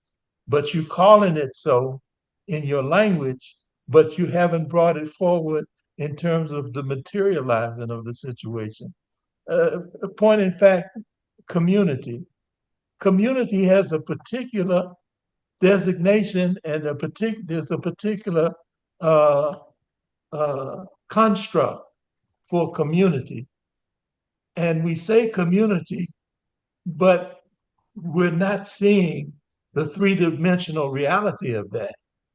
We have it in some of us, we have it in our spirit, we have it in our language, but we don't, and we're not addressing what it takes to bring about the three-dimensional reality. I've shared with the audience Imam Ronald B. Shaheed, who in the latter days of Imam Muhammad's leadership, he and two other brothers met with Imam every Thursday. Uh, and he asked Imam Muhammad the question. Imam was explaining some of the political realities and things going on in the world. And Imam Ronald asked the question, well, Imam, do you expect us to do anything about this? And the Imam just said, no, but I'm hoping that me sharing this, you will see the need for community developing as a community. And I see, I see skilled political operatives. I see imams that can motivate with the Quran, but the resourceful men and women seem kind of slow to respond to this development, the organizational architecture necessary for us to become better. And one of the things that I see in the way is this idea that was given to us a few years after, after Imam Muhammad passed, this idea of autonomy, and us not realizing that we can be autonomous, but we can also have a group strategy. Right. And we can communicate with one another in terms of who's doing what, in terms of who has the better best practices, to put it that way, and work towards greater cohesion, And this is a challenge. It hasn't gone anywhere. The challenge is still there, and it's going to be there until the challenge is met.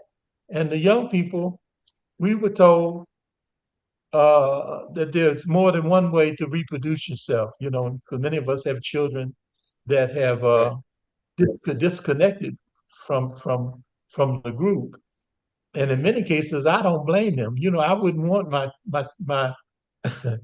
my child involved in some of the small fixed mindedness that some of these places represent. It's it's kind of like we some places are marking time until folks leave here, when like Allah did the Hebrew boys and girls. They marched around in the desert for 40 You years. understood. Yes, So, but let me say this though, yes, sir. brother Michael. I think that programs such as this and others are doing a very important work, which is see, everyone did not have the opportunity to either hear the imam and definitely have a chance to work with him, like Imam Ronald Shahid and Yahya and Fahim, myself, and others. So this program like Yes, this, uh, you're like planting seeds. I see this as planting seeds. And if you think about it, like I say yes, again, sir. if we go on your Prophet Muhammad Salam, uh, a lot of what he wanted to achieve wasn't achieved until after 100 years because the Umayyads took over Islam, gave it a different You flavor to it. And then it wasn't until Islam went to Baghdad that we get the golden age. you broke up. You All right. break now. Okay. How about now? Can you hear me now? Can you hear me now? Yes, sir. Loud and Okay. clear. So Yes, I'm saying to us is yes. that I say again, the pattern of how God does things, we'll look at what has happened in the past. See, because remember now, we only had Islam proper. I'm not talking about the 40, almost 50 years with Don Muhammad. I'm talking about from 75 to now, been about 52 years, 51, 52 years. And believe it or not, we've made great progress, great progress. But we have to realize that much of what has to be accomplished won't be accomplished until the second 50 years because you got to clear the environment of bad leadership, people who got skill, who are afraid to step forward. All these things got to be cleared out before those who have faith in the mission, who are willing to work for the mission and sacrifice for the mission, step up. All right. So our biggest work now, I believe, is to make sure that we plant the seeds. When I mean plant the seeds, I'm working with Imam uh, uh, uh, uh, Mubashir Ukhtar. I work with him to help get the Muhammad the WDM study library. Try to get that up in electronic form. I'm trying to work with Imam Ronald Shahid to get all the books and stuff that the Imam things he didn't complete that he indicated he wanted to complete. What we're working on now because I think that what we have to Yes, realize sir. that a lot of what he wanted to do, he didn't do it. I was talking with Imam Salim Mukman today.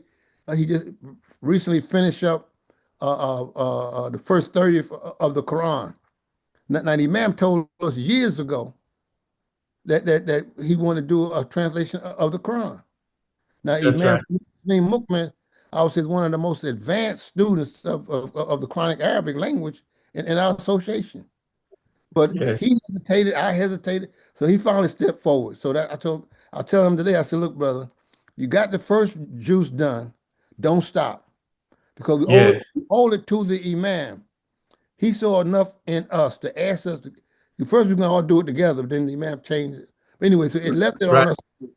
He left it on us. Yes, So I told him, I said, what I'll tell Imam Salim today that he should go ahead with that. I said, because I'm trying to help Imam Ronald Shahid with the youth dawah classes. I think that's the yes, critical part of the knowledge body, because the Imam made it clear how to develop future leaders in our community. That's critical. And thing is, and I think that work, inshallah, when we get it done, I mean, we just got a few more things to check in terms of the Quranic Arabic, and then I think Imam Ronald Shahid will be able to go ahead and do what he got to get it published. But as I told him, and I'm telling everybody, we should try to make sure the Imam's works, the are all in some type of electronic form, not just in hard copy form, but in electronic form. All right. This way, we're living in electronic where people read things, or have things read to them via their phone or their iPad. That's right. All right. I said, if we do that, we can safeguard the future by making sure that the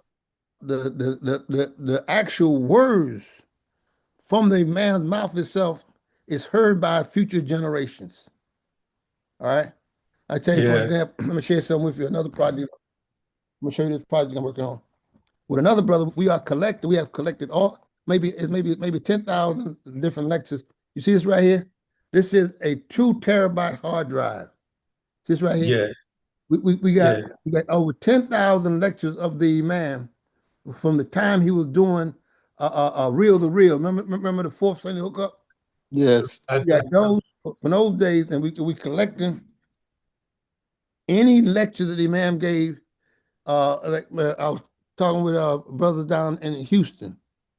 Imam used to do a program with a man by the name of Ibrahim Kamaluddin. You remember him? I remember. They have a program. The man was on that program. It was similar to Yes. Debbie Muhammad and Guest. That's See, right. I think that one of the things that we have to do is make available, because the man mentioned this in the Dow classes, to put more of his works in the hands of the college students, Yes, sir. right? And that's what we're gonna we're talking with the different believers who are chaplains. I think at Princeton, at Harvard, Yale, Duke, and a couple other places. We know people that we know personally that have gotten jobs because of the common sense commentary of the man, to see if they can get Yeah. a space in the libraries of what we call the collective works of Imam W. Muhammad. See, because Yes, sir. the benefit of what the Imam gave us may not be realized in our lifetime. It won't be realized. I But understand. future generations, even this show right here, by the fact that it's on YouTube, see, it's archived. That's It's right. available for people who are researching, and they already started research, by the way. I hope you know that the rise of Islam among the African American community. I mean, that's what the people at the Pew Foundation have started doing. Looking, they said, look, over half of the Muslims in America today are African Americans. They just put this thing out. You can find it online. There's recent research they've done. And what we got to realize is, see, we are blessed to be a part of that, because that's actually us. But we I also, was I had communication reaching out to me from established institutional group. mhm, mhm, I think it's called the Wilson Foundation or something of that nature. mhm, I did not respond because I didn't think I was equipped at the time. But the fact that they were reaching out to me, mhm, you know, to get me involved, I mhm, said, Alhamdulillah, you know, the value of the work of what Imam Muhammad has given us foundationally, mhm, and those that have picked up the spirit that you're talking about mhm, in terms of a hell or high water advancing the work of the Imam Muhammad, in terms of establishing a healthy and productive foundation for Islamic community life.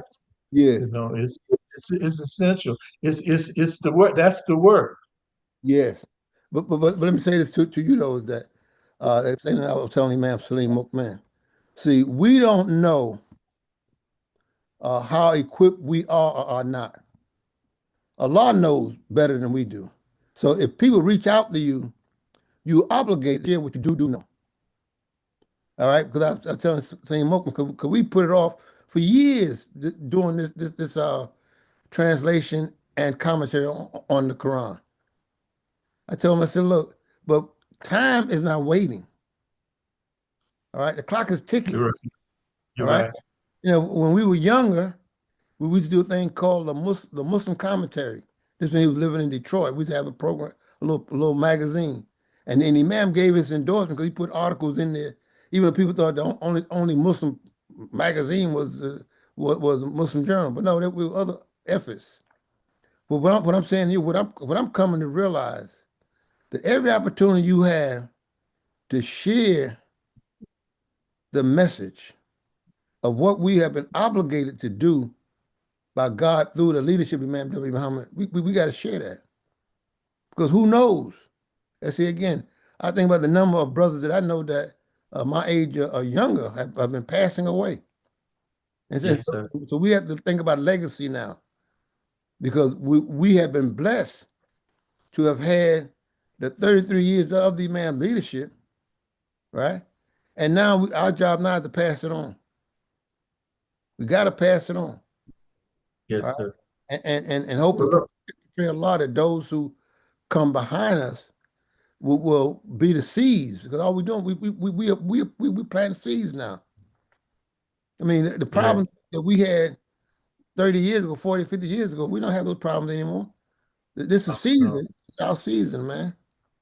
It's our season. Praise be to Allah.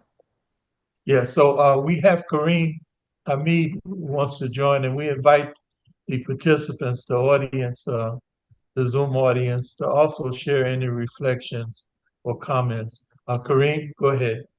Yes, praise be to Allah.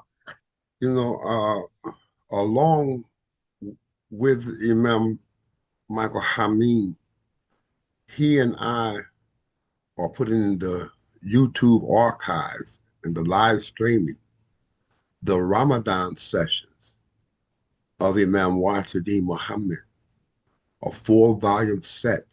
We're sharing that knowledge, and it will be archived. It will be preserved on YouTube. So what we are doing, he and I understand the seriousness of what we are doing. It's not just for the listening audience; it is for those that will listen in the future. Right. And being archived. Yeah, wonderful, Yeah. wonderful, and I Well, thank Allah for the opportunity of being a part of it. Brother Kareem, I'm so thankful to Allah that you have responded that way because see, it's I believe it's going to be the students of Imam Muhammad and not those ones who necessarily carry titles.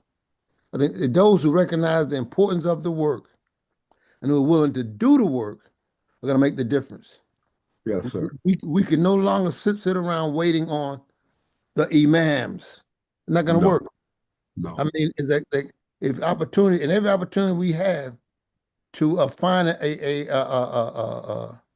place, a reception, I'll call it, for the imam's language and commentary in a dignified way.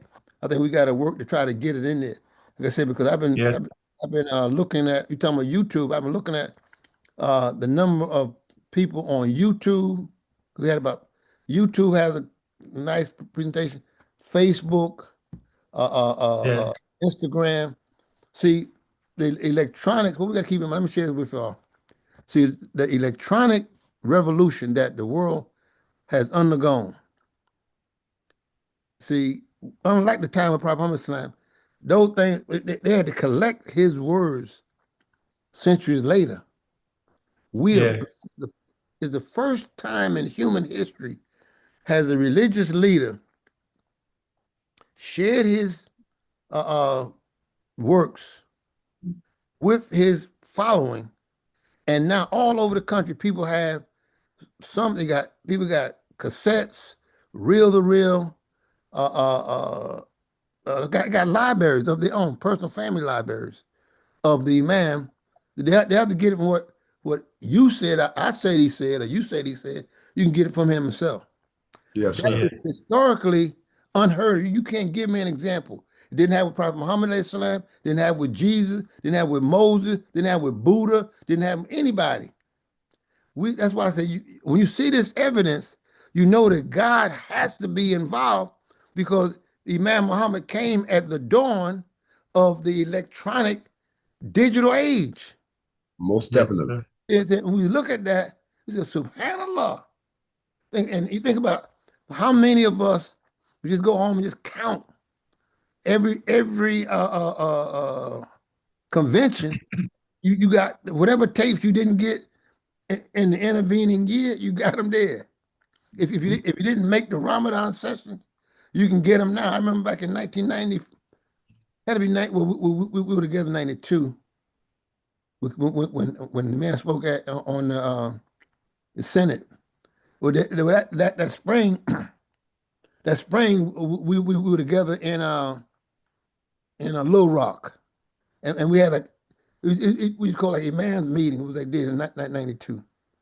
It wasn't Ramadan. It was a Ramadan session, but it wasn't open to everybody. Mm-hmm. 93, 94. It wasn't until like early 95 when we was in Athens, Georgia. I think was the first time we had every brothers and sisters was invited. That's right. All right, and but from that time on, everybody had access. And then praise be to Allah, even now, Imam Ronald Shaheed had put in hardback books those early, I think for like those early volumes of the Ramadan session. Yes, sir. Yeah. And a lot more people had initially. The Imam told not to give it to everybody. Some of you may remember this. True. Yeah, that's But true. then later on, he said, his students can get them. He said, if you know my students who are serious of mine, make sure they get them. And so now, praise it to Allah, it's in the public domain. You take it however you want it, but it's out there now. Now that we can't call it back. That's right.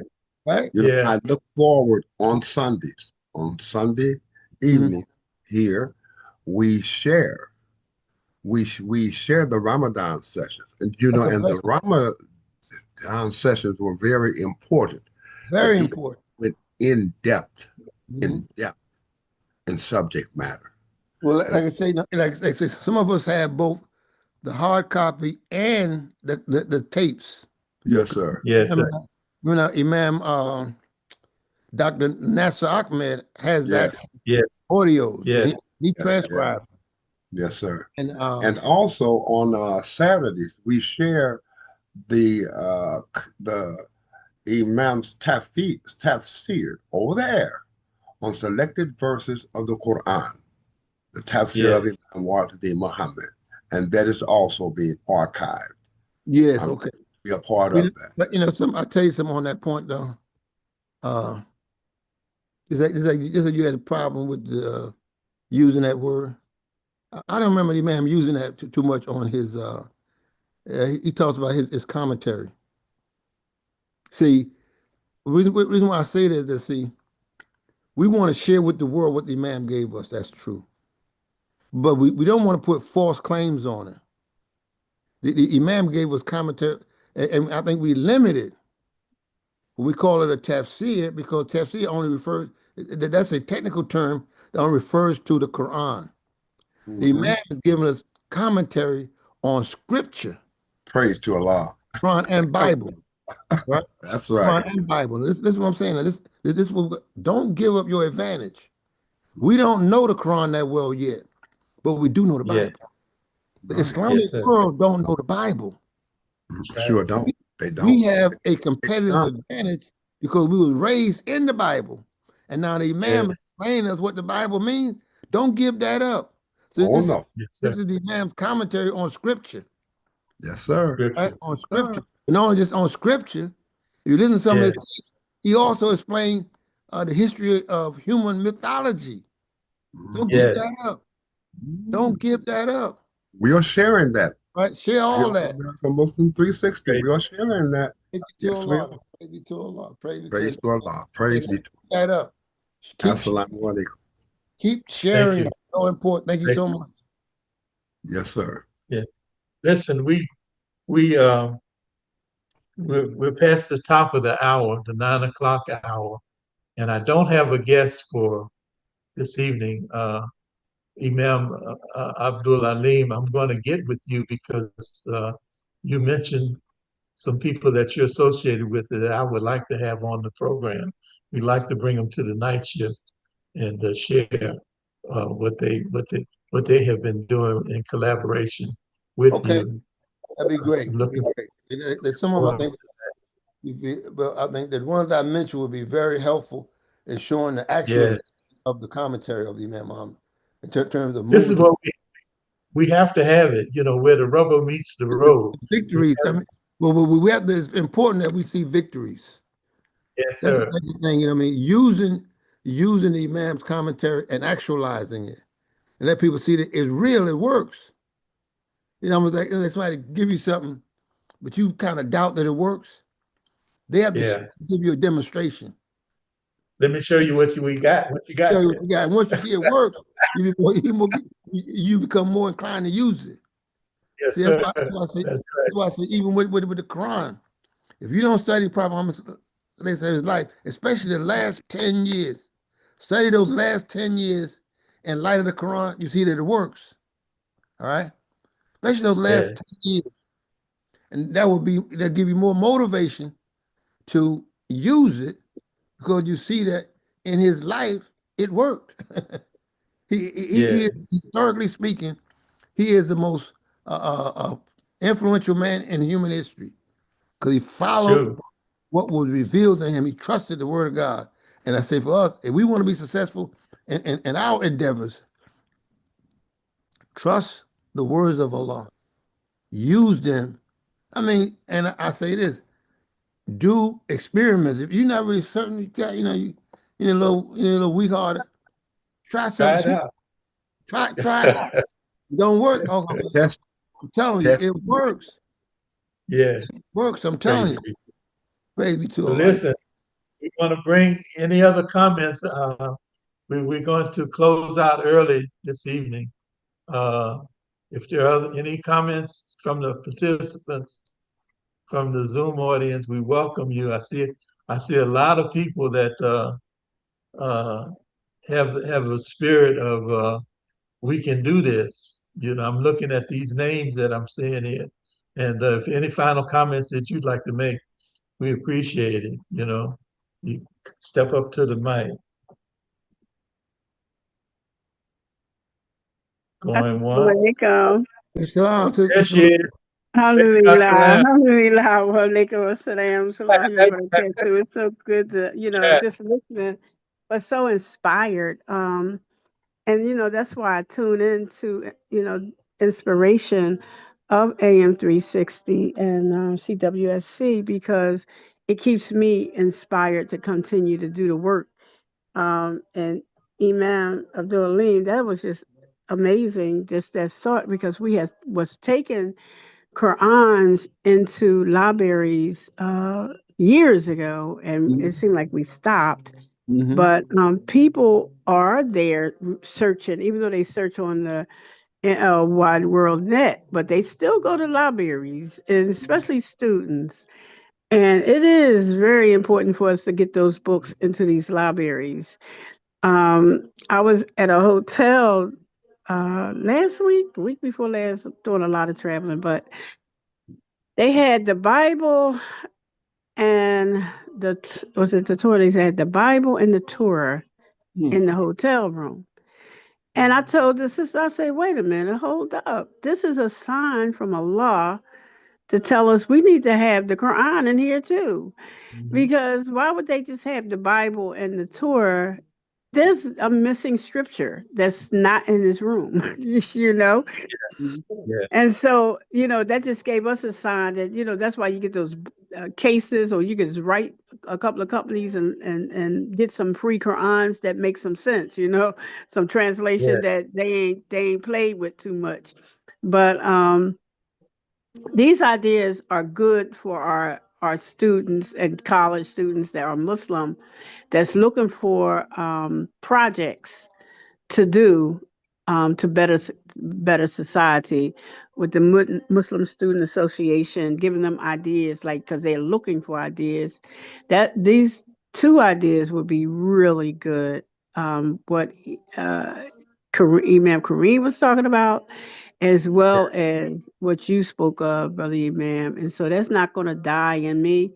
I'm going to, take that particular message where I go and speak on it, that's something that we need to invest in some of Imam Muhammad's books and put them in Praise be. library. So Yes, ma'am. inshallah. Shukran for that. Thank you so Thank much. you. Thank There's you. something that came up in a meeting I was in Monday evening, and it was a work group, and the brother presented, and he's going to be on a study al Islam, inshallah, in October. He was sharing how, we say our young people are not in the masjid. He said, well, I decided to go where they are, so I'm on TikTok. I call a few of them to come and share on TikTok because that's where they are. Mhm. So that kind of mindset. Okay, Where are they? I didn't like the saying, but this idea, if Muhammad won't come to the mountain, no, if the mountain won't come to Muhammad, Muhammad will go to the mountain. Exactly. So That's part of the strategy. yeah, You can't sit back and wait for something to happen. yeah, Expression yeah, goes, if it is to be, it's up to me.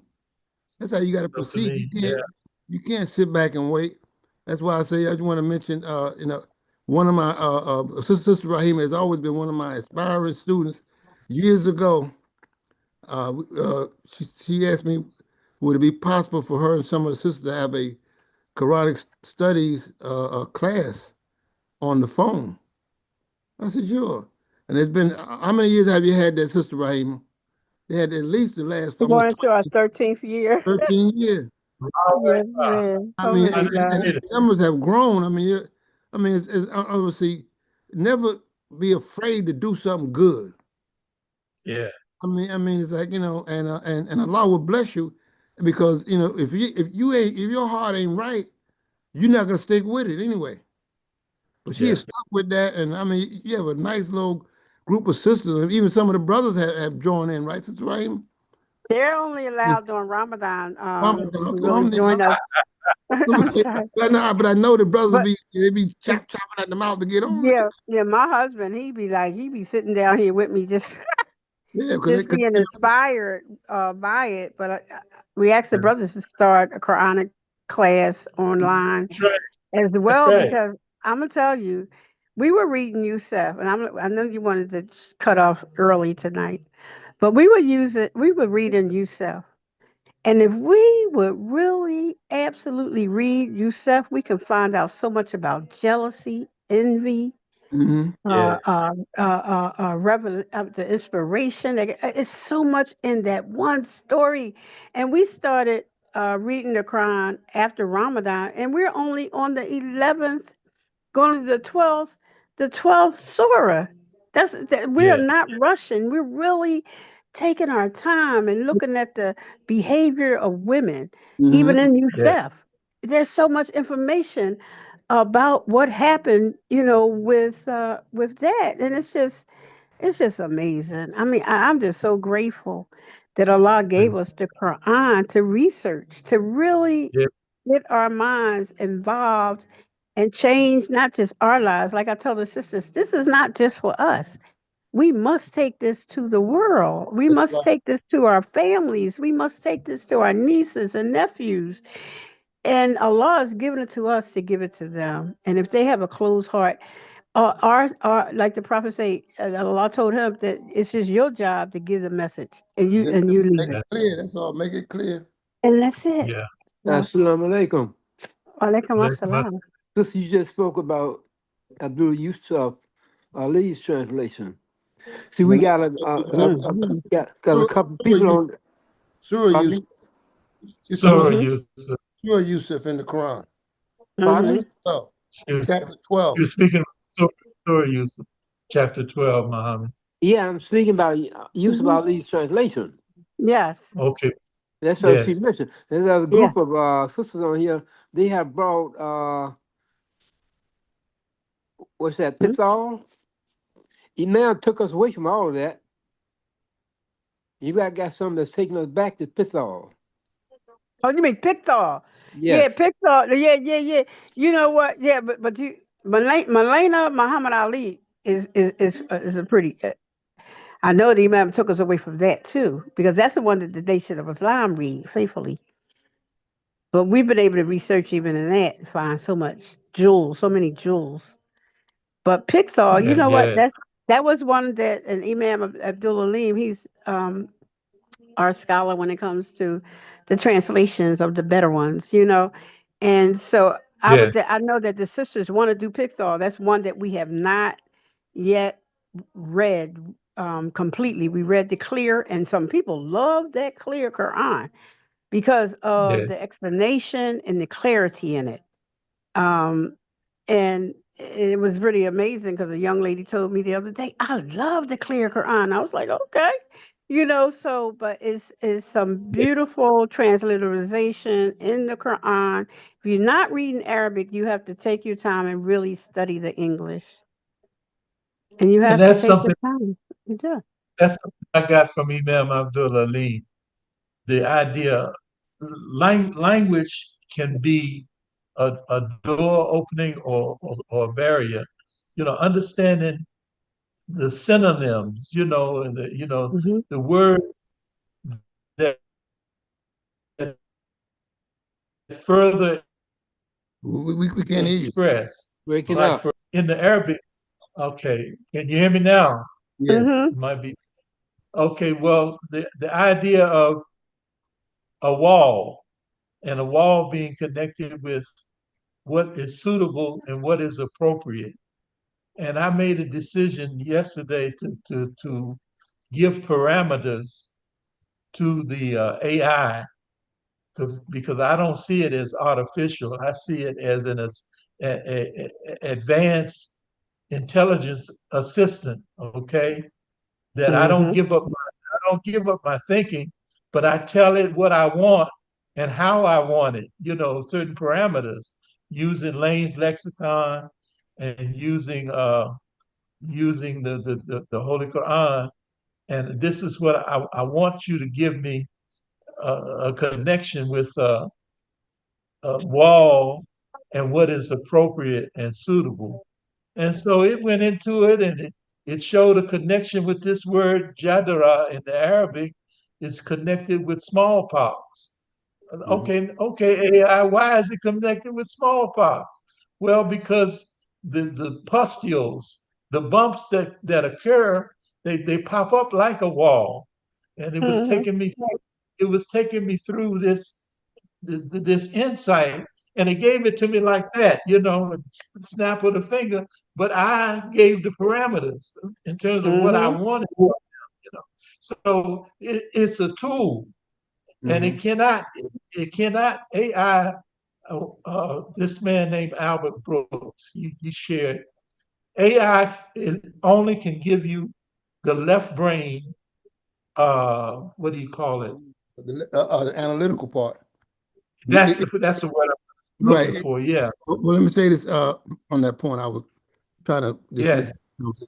yes, Years ago, as a science teacher, AI meant augmented intelligence. A lot of yes, people don't notice is that, and augmented intelligence was that just what you just said. See, what they call AI today is really a hybrid of AI augmented intelligence, where see you got to give it prompts. Some only yes, you gotta narrow the scope of your search of what you Hmm. yes. all right. And the questions are the prompts that you give it determines where it goes to look for the information you want. Hmm. Right. Right. So that's an excellent tool. As long as you don't give up your ability, your right side, which is your own imagination, your own That's Hmm. right. right. AI is great because it augments.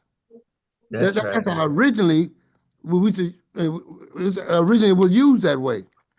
Only in the last few years has artificial intelligence because people stop thinking and start uh, quoting. Dependent. I mean, and they wasn't doing no thinking; they were just Hmm. regurgitating what they heard. That's Yeah. artificial because the mind works with both sides working together to That's produce right. productive thought. Now, even like That's when right.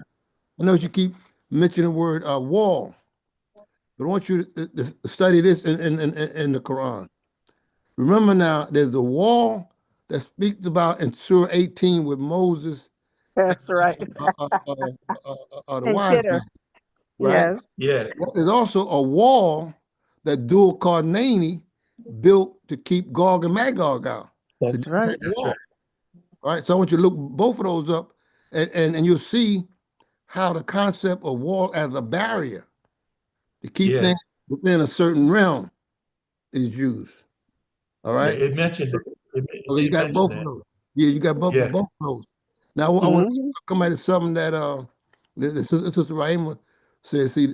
See, knowing that this look, most adults who are over the age of say 25, language is very difficult to learn because the mechanism for learning new languages is difficult after, because that process begin to shut down, and now you can't memorize the rules of a language. You got to just like a baby does. You don't teach a baby the grammar. They learn it just by hearing it, right? And the more they Right. hear it, the more they repeat it. What we have to realize that for most of us, we come into the study of Quranic Arabic or the Quran much older than the process of learning a language like the Quranic Arabic is functional. So for us, that's why you find what Imam Muhammad did for us was he taught us meanings That's right. rather than say just terminology, memorizing stuff, right? Yeah.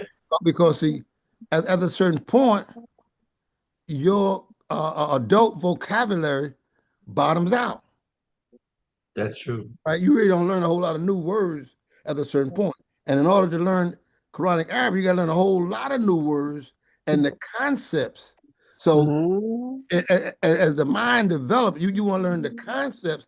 Are you going to kind of do it in reverse?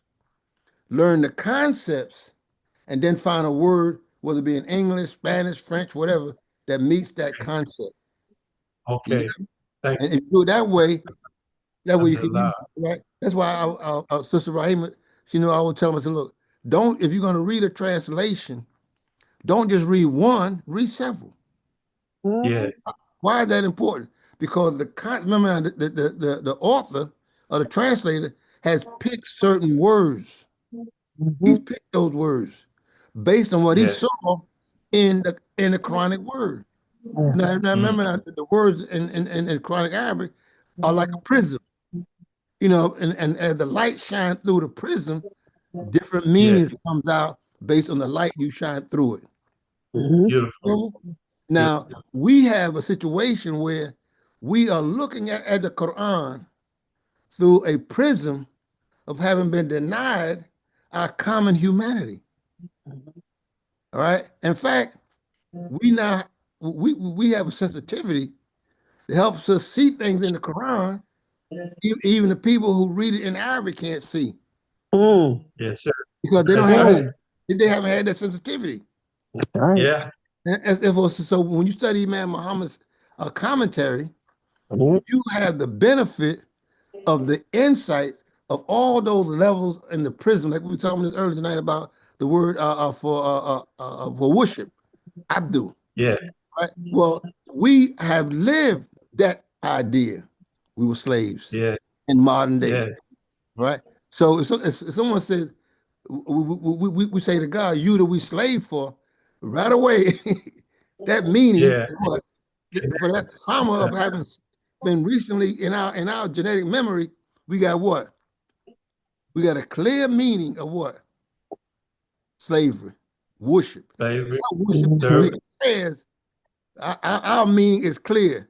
Working for God ain't no joke, right? Yes, because sir. if you work for man as a slave, could imagine what we got to do for God. Yes, sir. But God's slavery is not brutal. It's not inhumane. It makes it it brings out human excellence. That's right. I'm just telling that, that's why the blessing is when you read different translations, realize that the translator chose which light he saw from that word. Right? That's all. Yes. Yes, Thank you. Anyone else? Anyone else? Last call. Just I We like to all say, just one thing that think, but that yeah, go ahead, Muhammad sister. will.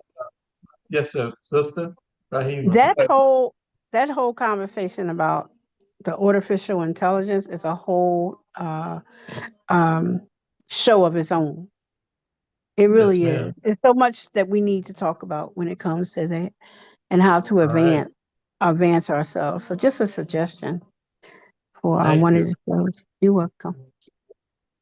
Alhamdulillah. Muhammad. Yes, sir. I'm looking volume 49, number 29. The song says, brother says, think big, don't die poor. Hmm. Philadelphia, the Samir Muhammad. Philadelphia. That's my former partner, Samir Muhammad. Samir Muhammad. Yeah. He just passed away. That's the type of language that we all came up under. And he was, I don't know whether you read his bio, that it should have had it in the paper, but he was a very good friend of Hmm. the Imam. The Imam Yeah.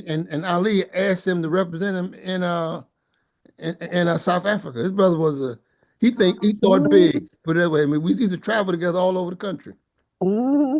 And They so have that's a my Think show man. big. here with Muhammad Ali. Think in, big in and don't die Boston. poor. That's right. Right. I love it. That's our I saying. love it. Yeah. You know, yeah, Alhamdulillah. that brother, and I can always count on him. We went to Mecca together, went all over the country together. I mean, he's the type of brother who understood the mission. And in fact, Ride or die. I'm telling you, someone said something. I don't know whether you, Muhammad, or was it Bilal, who worked on the fish, the whiting H&G. Yes, that's out. Muhammad. I worked on the fishing Yeah. force Okay, full well, this time. Yeah. brother was in the Full same time. situation as you were. He left his job and became the top fish seller for Whiting H&G. And here in Philadelphia, they ended up getting, remember, where's this right? We got Right. trucks. We got trucks. We Hmm. got trucks, freezer trucks. And he was, Samir Muhammad was the top fish seller of the Yes, sir. Yeah. I mean, everybody in the projects knew him because on any given, I think it was like on Saturdays, he would go around and almost there, all those projects, boy. Here come Mr. Muhammad and the H&G. Right, right. That brother, man, now he Yeah. believed in this. I always tell him, I said, brother, I said, like, one thing about you, when I said, let's fly, he was a ride or die, brother.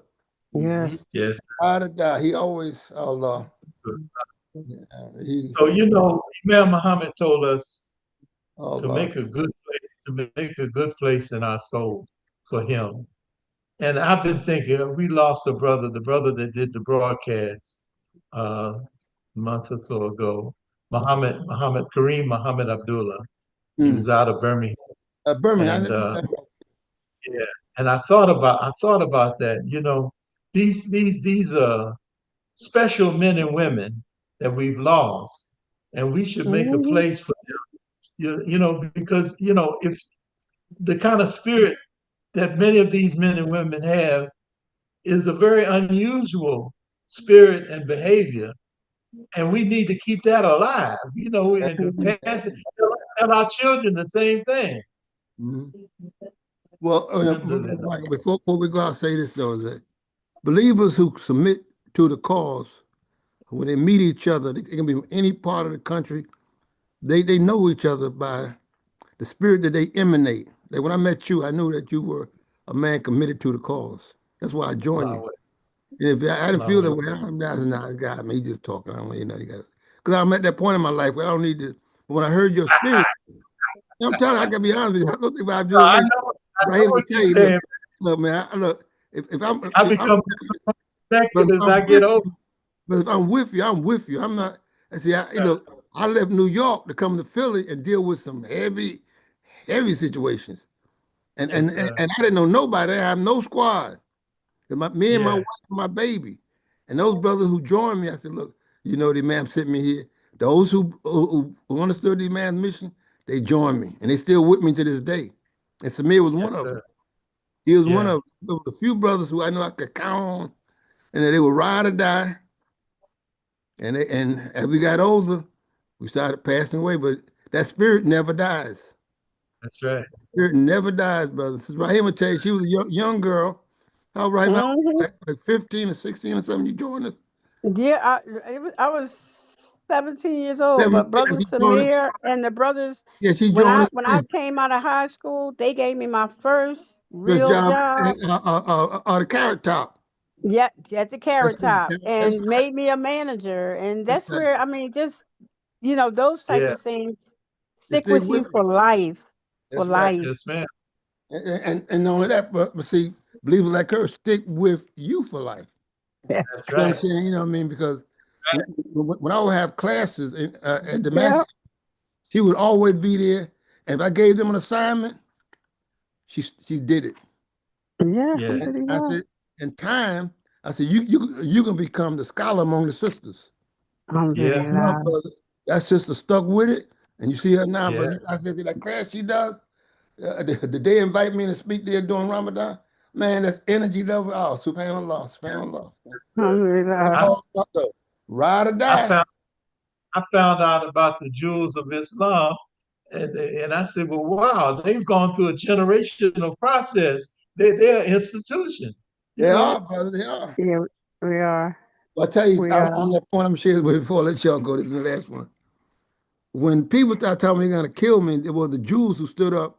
You gonna leave that brother alone. Them sisters and brothers, sisters.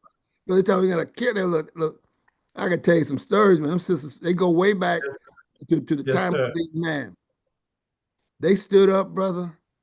They said, but leave that brother alone, because that brother E-Man, they call me E-Man. Oh, but I can tell you some stories, but I told you I'm going to write a book, Brother Michael, because some of the stuff, it Uh, sounds funny uh, now. It wasn't funny then. uh, uh, Yeah, it wasn't yes, funny sir. then, but it was serious. Yeah. But it was the Jews No, who it, stood up. back on it, it's Allah's protection over the believers, you know, That's and right. and the That's bonding, you know, the the bonding. Mhm. the, the bonding that takes, That's I right. would love to get a flyer you know, it's crazy. done. Let's close out with the yes, I would love to get a flyer done for your program because Imam Abdul Alim, I don't think I tell people he's on and they like, what program? yeah, Where can and yeah, so just something that we could like put out because like our program that we have on Tuesdays with marriage and courtship, we did a beautiful flyer. Munira, yeah. we put together a really nice flyer, and she always puts that flyer out like Monday, Tuesday morning, and invite people to come to courtship and marriage. And I think that this program is so important because we're Yeah, well, talking we about need the stuff. help. We need this. Okay, Yes, ma'am. okay. I I think I appreciate have it. your number in my phone, so inshallah, we can put Yes, that together. yes. And Thank you okay, so much. all right, shukran. All right, we're going to close out with the dua supplication. Oh Allah, guide us among those you've guided aright. Save us among those you save. Bless us in whatever you give us, and Ameen. deliver us from harm that you judge.